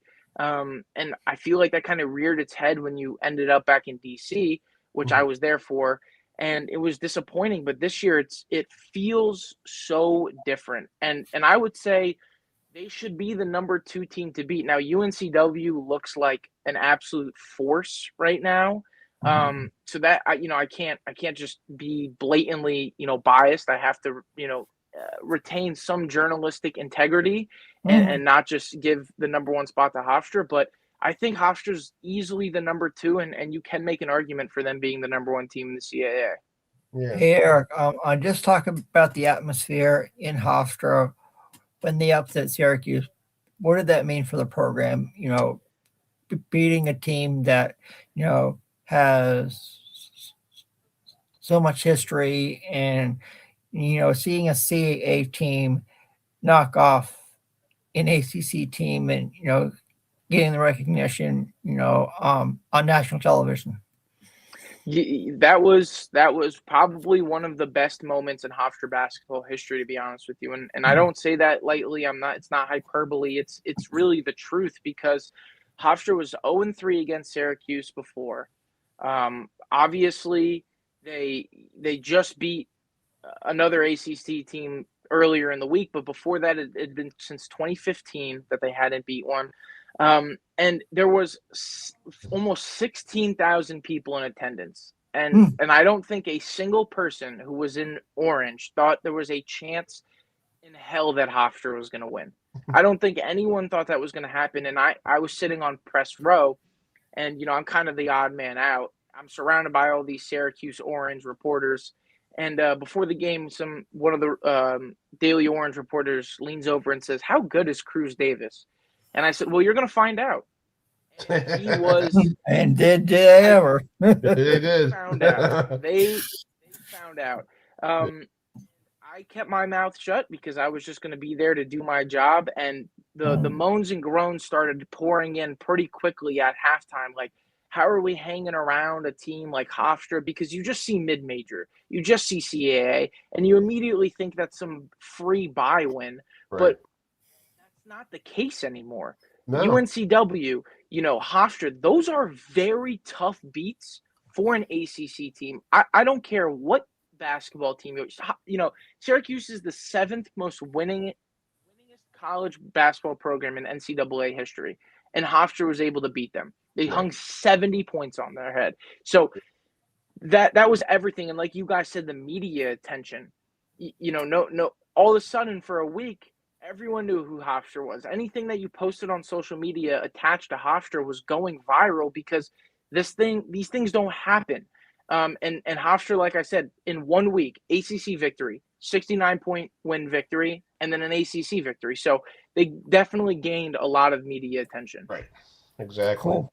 Well, Eric, it's funny that people don't realize with the CAA, I've been covering it so long. I like the conference better than and I feel like they don't get the respect that they need. Like, Towson is a very good, program. Even if they played Kansas, they hung with Kansas. And the only problem is these schools have better horses, at the end, because you get better recruits, you get better fitness and all. And I'm wondering, to me, like, why can't Pat Scarry and your coach to work on conditioning a little bit better to stay with them in the second half, instead of with 4 minutes to go, instead of we're up by 3 and then all of a sudden you just tail off at the end and you lose by 15, but you really that Towson game, he was really in that ball game. That's a really interesting thing that you bring up, this kind of how far can these guys go without losing all their gas? Because I remember at halftime, Hofstra was down 1, I believe. And I'm like, there's no chance that they can survive another 20 minutes of this. Right. Because guys looked gassed. Hofstra played Duke. I think 2 seasons ago. Yeah. Maybe it was last year. Okay. And it was a relatively close first half. The second half breaks open and guys are completely winded. They're out of energy, and then these big schools like a Duke kind of steamroll past them. But I think what you're seeing now is, the unfortunate part of being a mid-major team like a Towson or a Hofstra is when you find guys like a Cruz Davis or an Aaron Estrada, the odds is they're going to transfer out. Right. When they have these kinds of seasons, they're going to garner a lot of attention from other schools. So, Hofstra won the the basketball game, but Syracuse might get the last laugh. You might open your phone to a Cruz Davis committed to Syracuse notification because they just have that money in NIL. So, that's kind of the biggest problem is guys just get so much more money and opportunities at bigger schools. Exactly. All right, big guy. I appreciate you coming on and enjoy the trip down to Towson on Thursday. I won't be able to. I have to work before I have to go to work, at that time. But stay away from the dollar beer night. I don't know why they're having it in the afternoon. I don't think it's great to get trashed. Yeah. 2:30 in the afternoon on Thursday. It's a weird time. Yeah, but one thing you got to realize: last year, Towson you guys had an 18-point lead on Towson down there, and Towson came back and won it in the second half. So last year, Hofstra blew 7 double-digit leads. Yeah. So that was a problem. Exactly. All right, man. Have a safe trip, and we'll keep in touch. Okay. Thank you guys for having me. Have a great night, guys. Have a good Thanks, night. Eric. All right, that's Eric Leaf, who covers Hofstra for the Hofstra Chronicle, the student newspaper. Cool. This guy was famous in New England the other week. Let's play a little clip here. Our friend Kevin Stone was on the Pats pregame show talking about the Pats. I guess they talked about the win over the Ravens and all that stuff. So pretty cool. I saw that on this on Facebook the other day. So I want to, it's called Kevin's Famous. Yeah, Kevin's famous. So we had to really give him a bigger contract to come on the show tonight. So I had to. So it's called. I think he wants. Yeah, we had a fire. I think he wants Dunkin' Donuts coffee, some Dunkin' Donuts donuts. He wants some lobster. I don't know what else to. Exactly. So we're bringing Kevin Stone in. I have no idea, but yeah. Hey, big guy. Kevin, you're famous. So, like, what would you like? Would you like some Dunkin' Donuts coffee? Would you like some lobster? Like, what would you like? So, first of all, good to see you guys. Thank you. I'll tell you this. Cover my flight to the Super Bowl if they make it. How about that? Well, I'm trying to get some cash for you, big guy. Kevin, if you do come down here to North Carolina, I know New England's famous for seafood, but if you come down here, I know where to go for some. Oh yeah, he knows where barbecue are. So yes, 100%. Yeah. But no, it's funny. That's actually the first time I've seen that. That was down in Rhode Island. And I obviously live in Mass. Okay. So, I know who they are, obviously, but I hadn't seen it, so that was pretty cool. Yeah, I saw that. Cool. I saw that on. I think you posted on Facebook or your clip with the Patriots, and then that was pretty cool. They grabbed you on was it the pregame show or? I think that's a show they run every either Friday night or Sunday morning. Okay. Okay. That's pretty cool. That's pretty cool. Good job on that. I saw that one morning when I got up and had my breakfast. I'm like, I know that guy. Yeah, I know that guy too. I was like, yeah, I know him. I was like, yeah. Cool. All right, let's talk about Chargers coming to town for a Sunday night football game between the Chargers and Patriots. The last time Chargers were here in the postseason, I think Tom Brady ran him out of town. So you got Drake May now as the quarterback. So what does he look like this year than last year? Last year he was struggling with that coach you guys had for 1 year. Now Mike Vrabel comes in and he looks like Tom Brady. So it's funny. It's amazing how much coaching really matters. It's not just him. It's been offensive coordinator Josh McDaniels who's helped out a lot. Mm-hmm. It's been Ashton Grant, the quarterback coach, who actually went to Assumption College here, a Division III school. So it's been a lot of different things and a lot of different people, but I think it's just stability. Like Gerard Mayo was sort of all over the place last year. From day one, Mike Vrabel came in. Expectations were clear. His messaging was always clear, unlike Mayo last year. And everybody just sort of bought in very early on. I've talked to a few players the last, couple of days and after that game against Miami on Sunday. And I asked them, I said, when did you think this year could be special? And a lot of them said a win against Buffalo on the road or against Miami on the road early on. But the majority of guys said OTAs. And it was because of two reasons. It was Vrabel's messaging and Drake May becoming a leader very early on. So everything is it's sort of lightning in a bottle. this year. Like, alongside him. That's typically how it works. Very, very easy. It's not going to be that easy next year. Guys bought in. They brought a bunch of veterans in, and Drake May has taken that next step, but it hasn't all just been him. I say that, and I do think he's the MVP. If you take the word literally in terms of most valuable to his team, but it's been a lot of other stuff too. Yeah. Well, these two teams didn't play until last year, and Justin Herbert came in and blew you guys out of the water.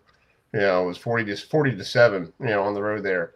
But this is a different Pat team, so it's pretty different than last year. Last year's team was like I said, they were struggling and they were trying to get the number 1 pick, and then you fired the coach that you hired after Bill Belichick goes down to North Carolina, and that was a disaster. It's still a disaster down there. I don't know why. I think with Bill, I think this might be his final year at North Carolina. I don't think he knows about the college game. So it's sad. He's a nice man. He really is. He's a really cool. He was guy. great to me. I was smart. I never asked him about the team. I usually asked him about his old coaching days or Holy Cross football because his daughter coaches the lacrosse team there. So I talk about he's good friends with the North Carolina lacrosse coach. Who played at Johns Hopkins. Yep. And I talked to him at the ACC kickoff, and I didn't get a chance to ask him during the press conference. I asked him off the mic, and I said, what is like your good friend Dave Petromala? And he goes, oh, you know Dave? I'm like, yeah. And he goes, yeah, Dave's a great guy. He goes, I just talked to him the other day. I'm like, how's he doing? And he's like, oh, he's doing great. He was really polite to me, because he was really, he perked up, was like, cool. Dave Petromala. Because we know when Bill Belichick got hired, I called Dave. And I was like, Dave, would you like to come on and talk about him? Because people don't realize what type of person is Bill Belichick away from the office. Everybody loves Bill as the coach, but Dave has seen him as coach class friend out of the office. Yeah, I got really lucky. My first 4 years covering the team were his last 4 years. And again, I wasn't dumb enough to ask him any stupid football questions. That's really, to your point, when you talk to him, if you have a good question or a logical one, or it's something like lacrosse or, his family, he'll answer it. So he wasn't that bad. He got a bad rap. Look, the stuff in North Carolina, you can't deny it. It's a terrible image. But he's a good guy overall. At least he certainly was to me in the brief time I covered him. Yeah, I got to tell Kevin this story. Our first interaction with Bill Belichick, it was not because of the interview after the press conference. I was in the restroom, okay? And in the stall. Okay, I'm in the stall, okay? And I'm doing, God's work. And I get out, and here comes Belichick with his jacket like this. I was like, how you doing, coach? He's like, I'm doing all right. I'm like, and he's on the phone with somebody. And this is a story I'm going to tell you. He's on the phone and goes, I don't know if he's talking to his, 25-year-old girlfriend or whatever. And he goes, want me to take care of the problem? I'm thinking to myself, like, what the heck is he going to do? Oh my God.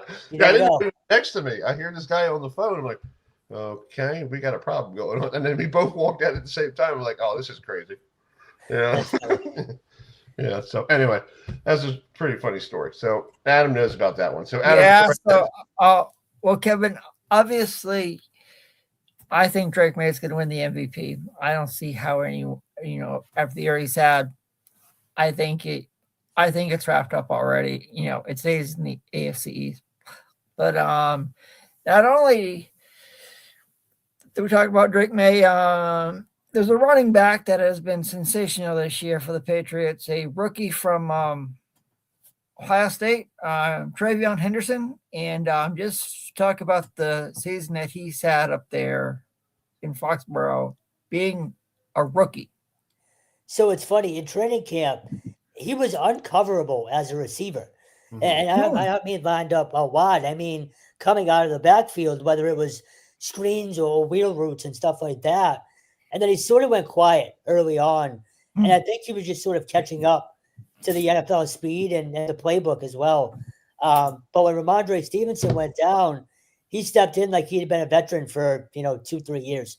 Mm-hmm. And now Stevenson is sort of on a heater right now. So those two combined, if the Patriots can run the ball in the playoffs, they're going to be dangerous because you do have the running element with Drake May as well.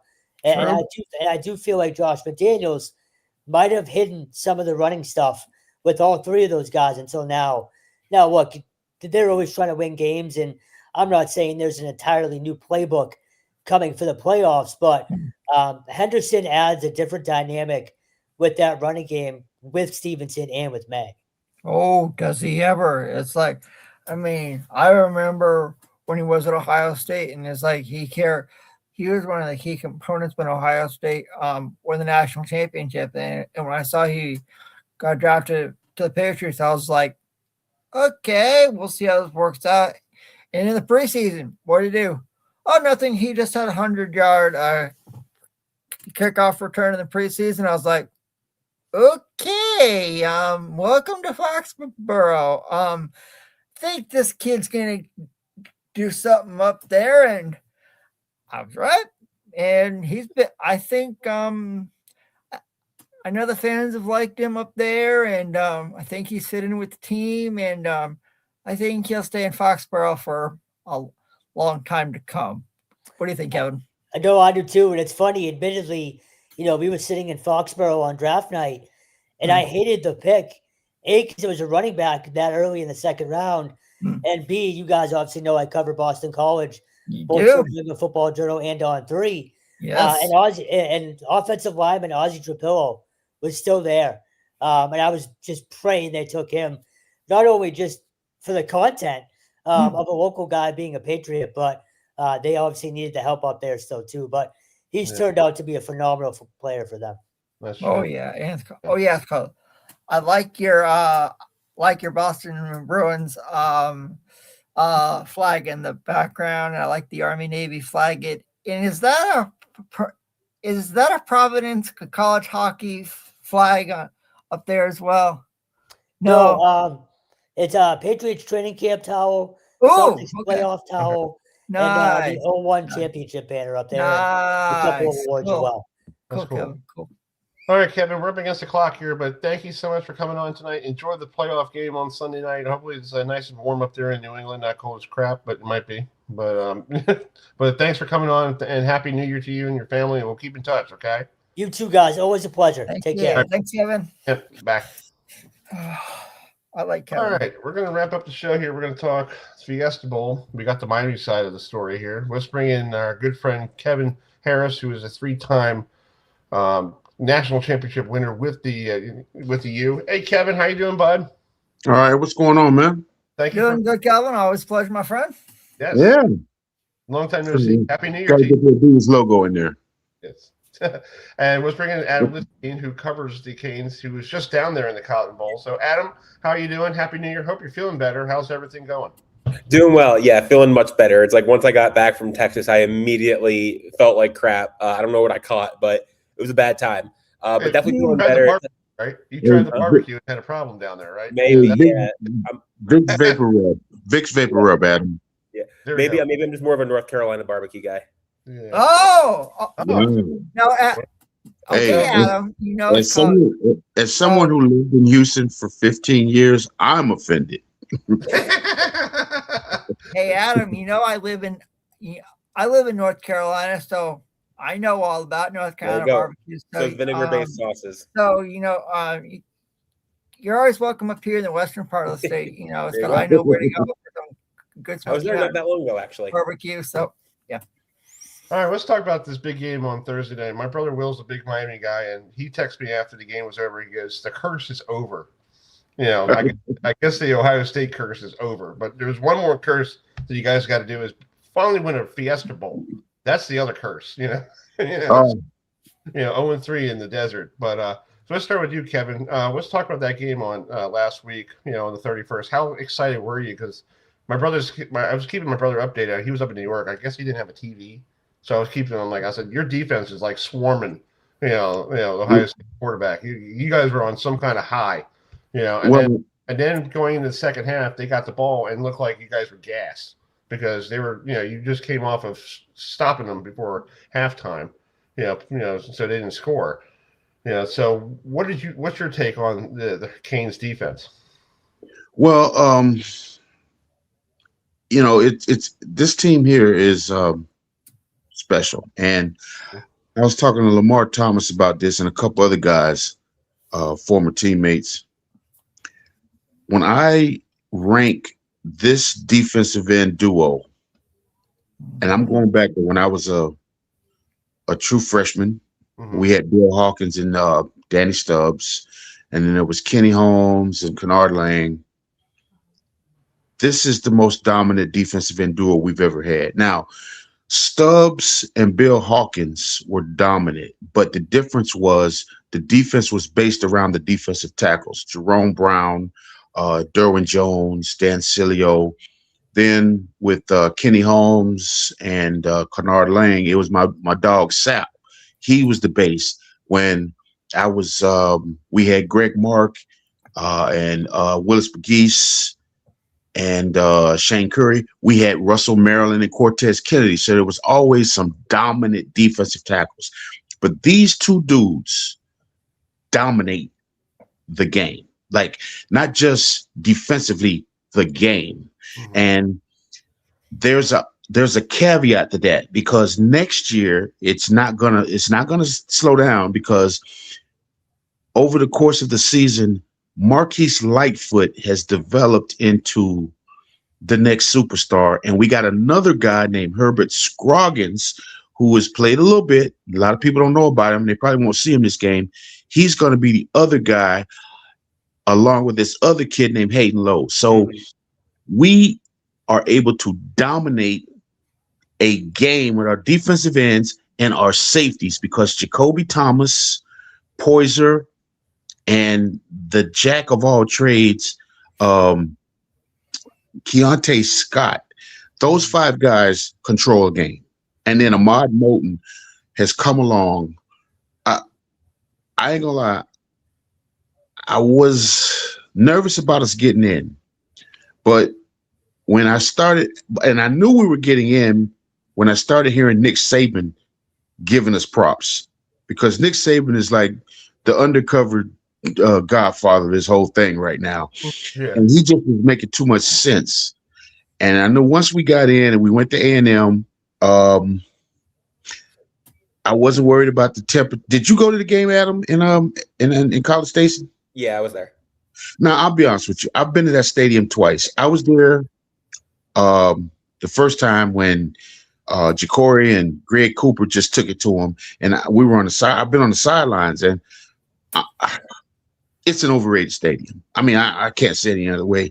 I mean, yeah, it's cute. They're swaying back and forth, and the guy and the girl stand up and kiss. You know, they don't sit down until A&M scores, and that's when he kisses his date.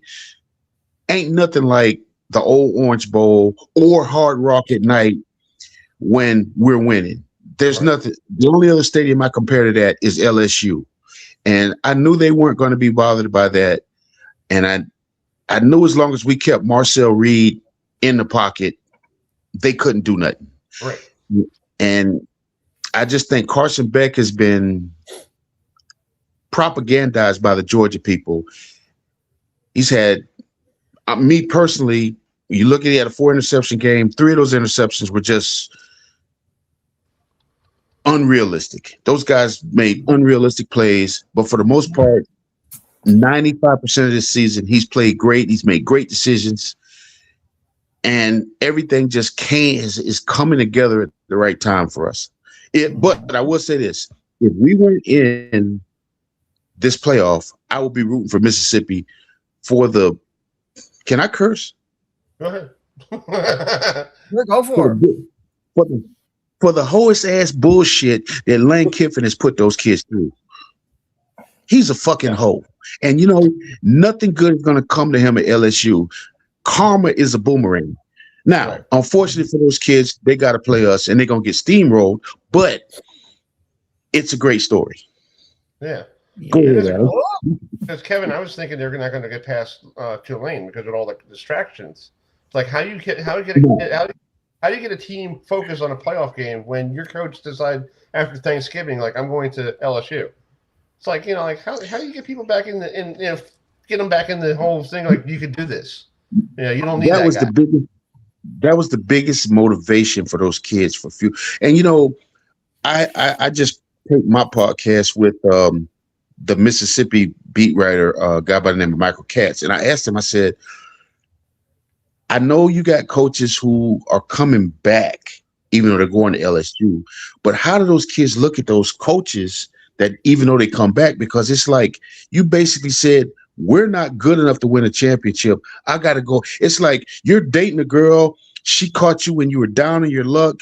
She propped you up. She put you in she took you in her home. She cleaned you up. She got you a job. She put some money in your pocket, but then you leave her because she said, well, you gained 15 pounds and I can do better over here with the OnlyFans model. And that's how it looks like. It's like I think those kids, they have talent and they're a good team. And to be honest with you, I really think this says more about him than it does the kids, because it tells me he didn't have any confidence in himself because he didn't believe he could beat Kirby Smart. Right. True. I'll agree. Yeah. And it's like, I mean, I can say this, it's nice to see Miami as a whole representing the ACC. It's like, after what happened with Duke, beating Virginia and Charlotte, and then you look at the college football playoff rankings week after week after week. You saw Notre Dame was always ahead of Miami, and going. I mean, Miami did beat Notre Dame on a head-to-head basis, and Notre Dame started the year 0-2. I don't know why they were ranked, when they were 0-2, but when I saw the bracket, because they're Notre Dame. Let's just be honest. Yeah. And it's like when I saw that Miami got in, I was like, okay. No, and it's like no one thought that, okay, Miami got in and they're like an underdog. And it's like no one thought that they would get here. Well, they're proving everyone wrong. And it's like they want to go out there and say, hey, why are you taking us as an underdog story? We came to play, and we're here to show the world that, yes, we have Carson Beck as our quarterback, but we've got talent on both sides of the ball. We can play against anyone at any given time, anywhere. And it's like I have enjoyed this ride from Miami after everything they've been through over the last, since that Fiesta Bowl versus Ohio State. And it's like Chris said, the curse is broken. Now it's like, go back there, win for Coach Cristobal, pull up. Well, this is the get back tour. True. This is the get back. But I'll say this, and Adam, I mean, you and Manny and the local guys, you've been watching this team all year, and you guys do a good job of you guys knew about baby Jesus. I knew about him in the spring. I knew about this team, but it lets me know that the national media on a whole doesn't really watch these games like they should, because you would have thought after Notre Dame, and let me back up. Let me say this. The defensive tackles coach, Damian Lewis, is a good friend of mine. He's a University of Miami graduate, played 11 years in the NFL, coached with Seattle for 5 years, and was at Colorado last year with Dion. And Mario brought him in. And I told D-Lou, after Notre Dame, I said, you're going to see nothing but bubble screens the rest of the year, because after they watch that film and realize no one can block those two guys, people are going to change their game plan. Now, the only two people who really did were Louisville and SMU. And to be quite honest with you, we still should have won both of those games. It just wasn't meant to be.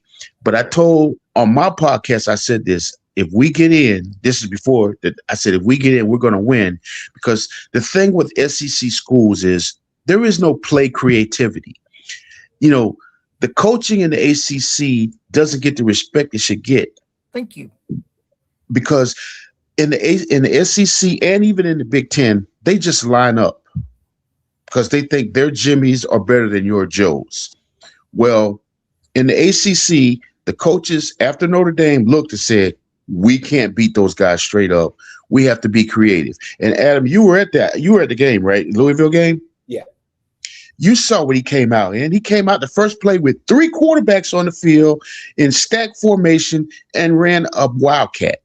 And then at halftime, because you didn't see this because you're at the game, but I was watching it at home, they interviewed him and he said, yeah, I had a week off. I had to convince my coaches to do some of the stuff we did in the first half because they didn't think it was going to work, and it did. But realistically, if they don't get those 3 incredible picks of the 4, because one of those picks was a bad pick, if they don't get those 3 incredible picks, we still win the game. Sure. No one beat us. We beat ourselves. Pick, Miami could have still won the game. Did you see that pick though? He grabbed it with 2 fingers an inch before, and I said, well, we just weren't meant to win that game. Right. But if you've watched us, we have the best offensive line in the country and we have the best defensive line in the country. And it's not an accident because the first conversation I ever had with Mario when he got the job, and it was kind of disheartening to me because he says to me, we got so far to go. And I didn't think, when he said that, I was surprised because I didn't think we were that far off. And he just started naming stuff. And the stuff he started naming to me wasn't about on the field. It was administrative stuff, training table, just organization. And I was kind of depressed because, we're Miami. And he had to run some guys off the first year, adjustment the second year. And then last year, I think last year is fueled this year because those kids are so focused. And then baby Jesus drops into our hands. And that was just like the last straw that we needed.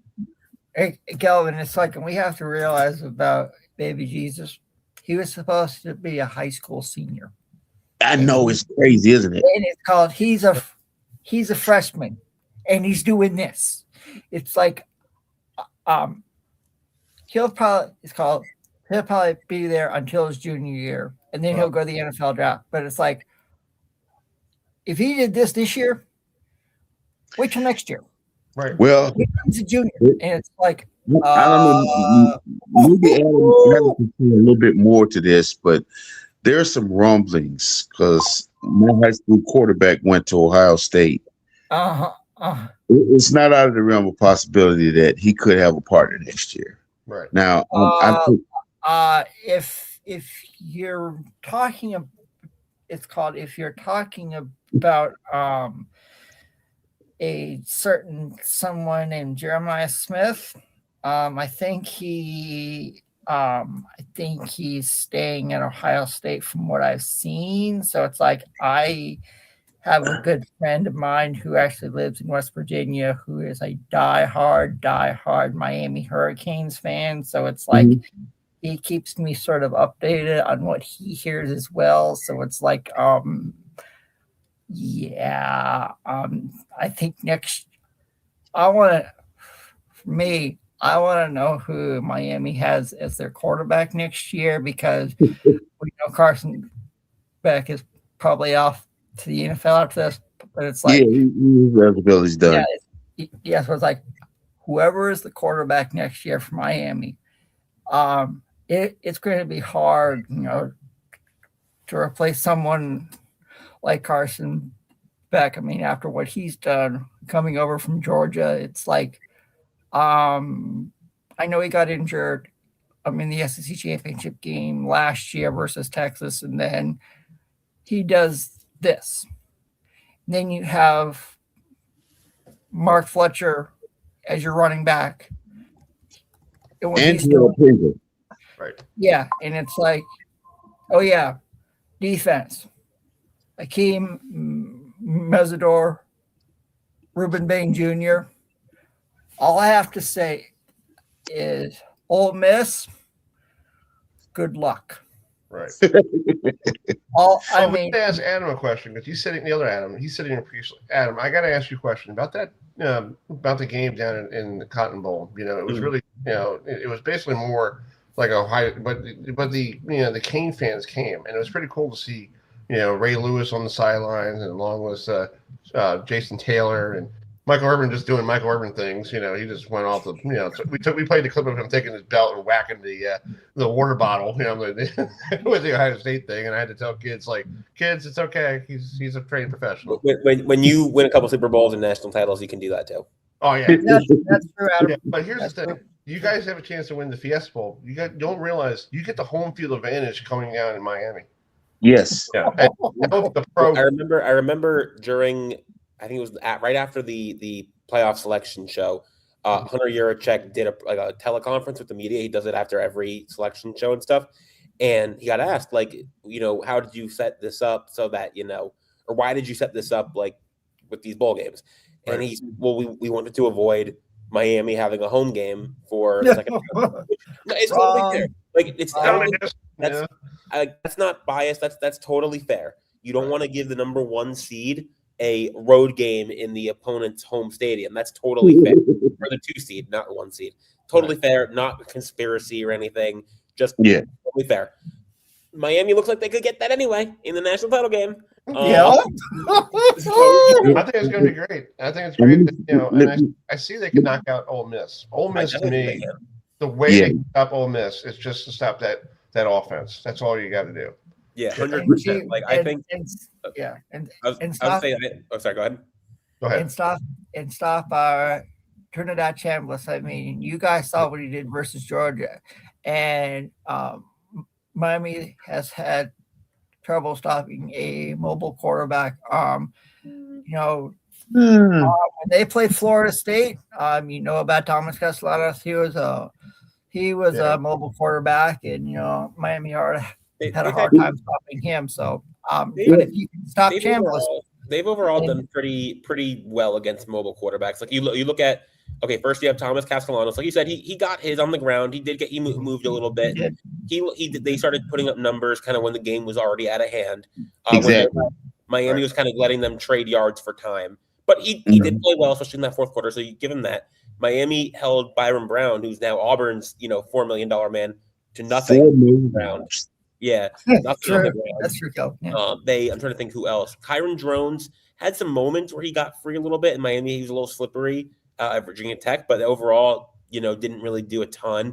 And then Marcel Reed at A&M, he was able to scramble for a couple of first downs, but overall, wasn't really able to do a whole on the ground beyond a couple scrambles. He didn't kill them with his legs. So Miami, obviously Chambliss is the best of that group, easily, but I think they can contain him. But I think the biggest thing is going to be just getting him on the ground because he's so slippery, gets him off so fast. I'll say this: Marcel Reed was the toughest of anybody, even Chambliss. The difference is Chambliss reminds me of Russell Wilson.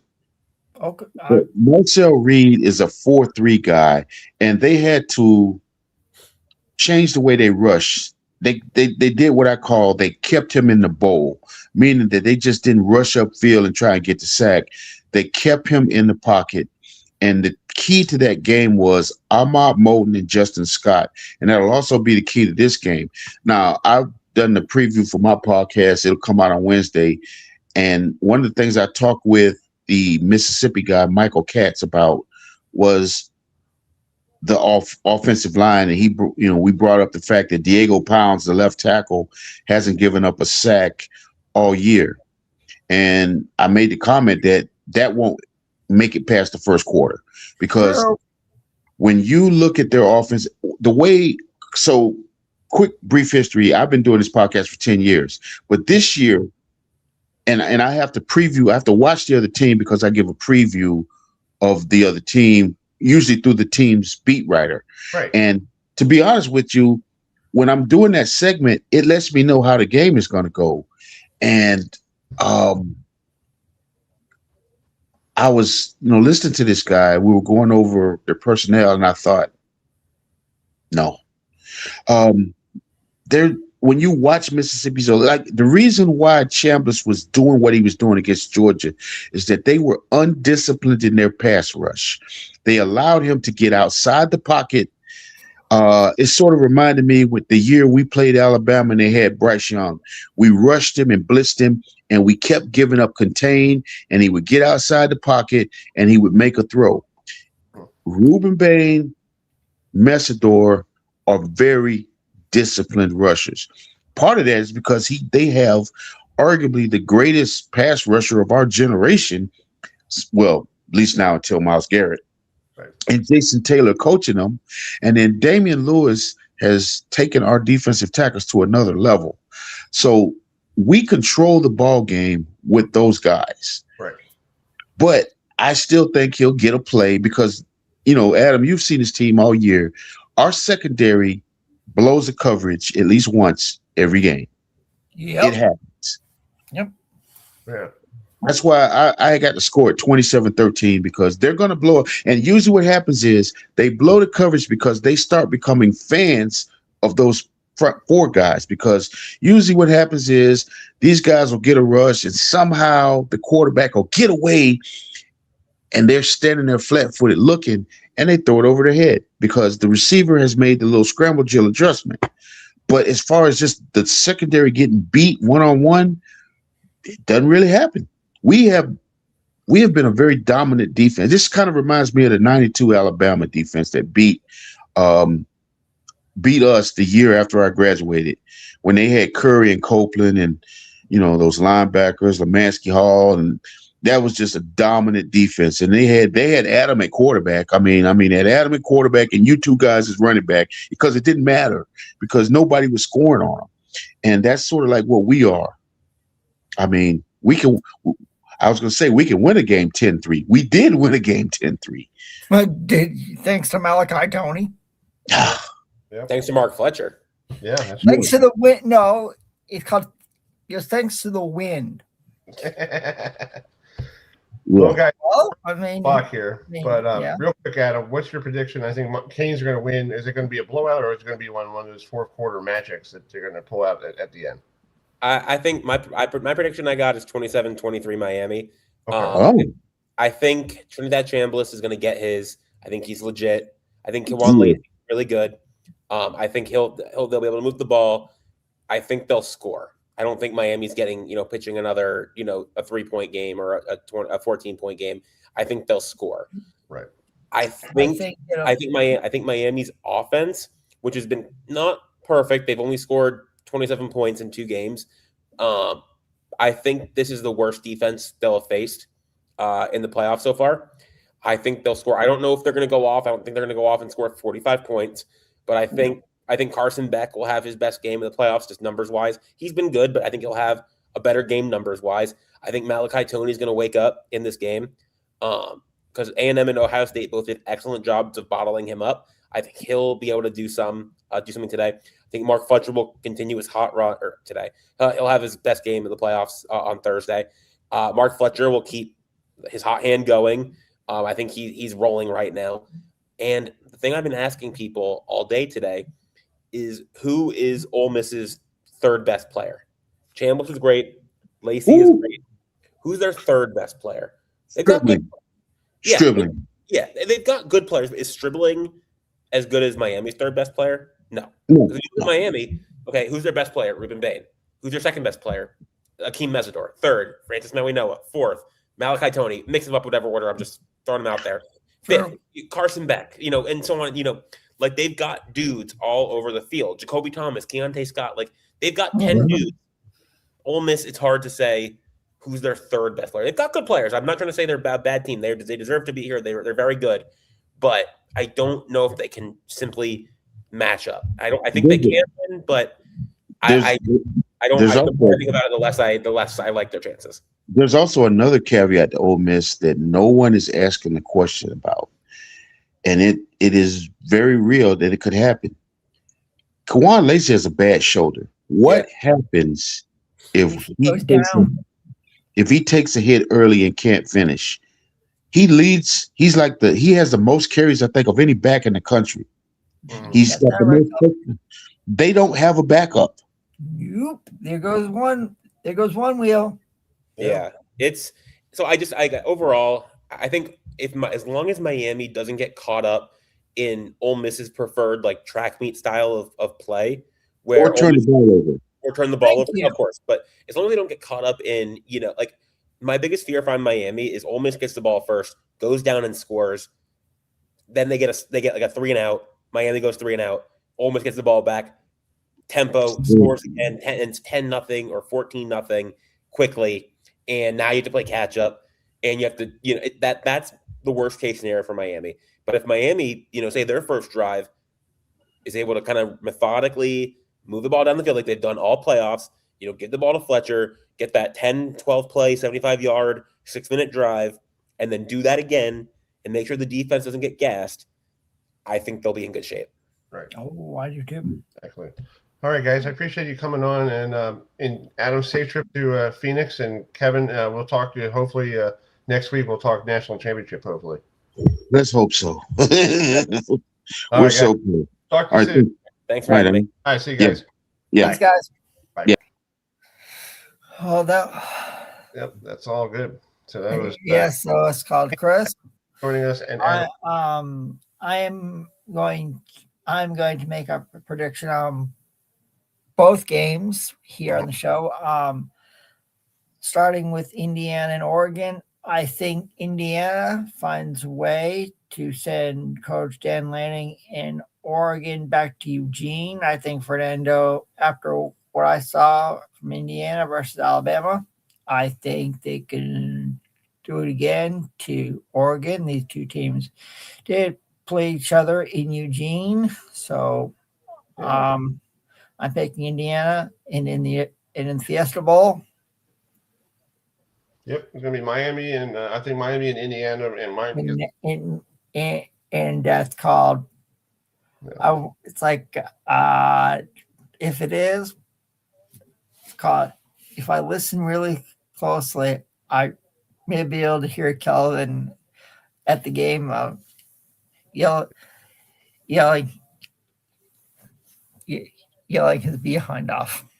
Right, exactly. All right, guys, we're gonna log off here. We'll see you guys next Tuesday night at 8 o'clock. We went over our time schedule, but we started a little bit earlier. We'll have Daniel Wilcox on next Tuesday to talk about the firing of John Harbaugh. Tonight, the big news here in Baltimore, and we'll recap the college football playoff, games, semifinal matches, and we'll get ready for basketball. Yeah, it's called. But I want to say special thanks to my friend Ashley and her son Thomas for coming on. It's really nice of them, joining us. So it's really cool, to have a couple of friends of mine. Yeah, they enjoy it, and I hope they enjoy the game. So that's it. They will. Oh yeah. Yeah. All right, we'll leave you tonight with some classic Eric Clapton. So love it. So we'll see you next Tuesday night at 8 o'clock, and go Canes. Go Canes.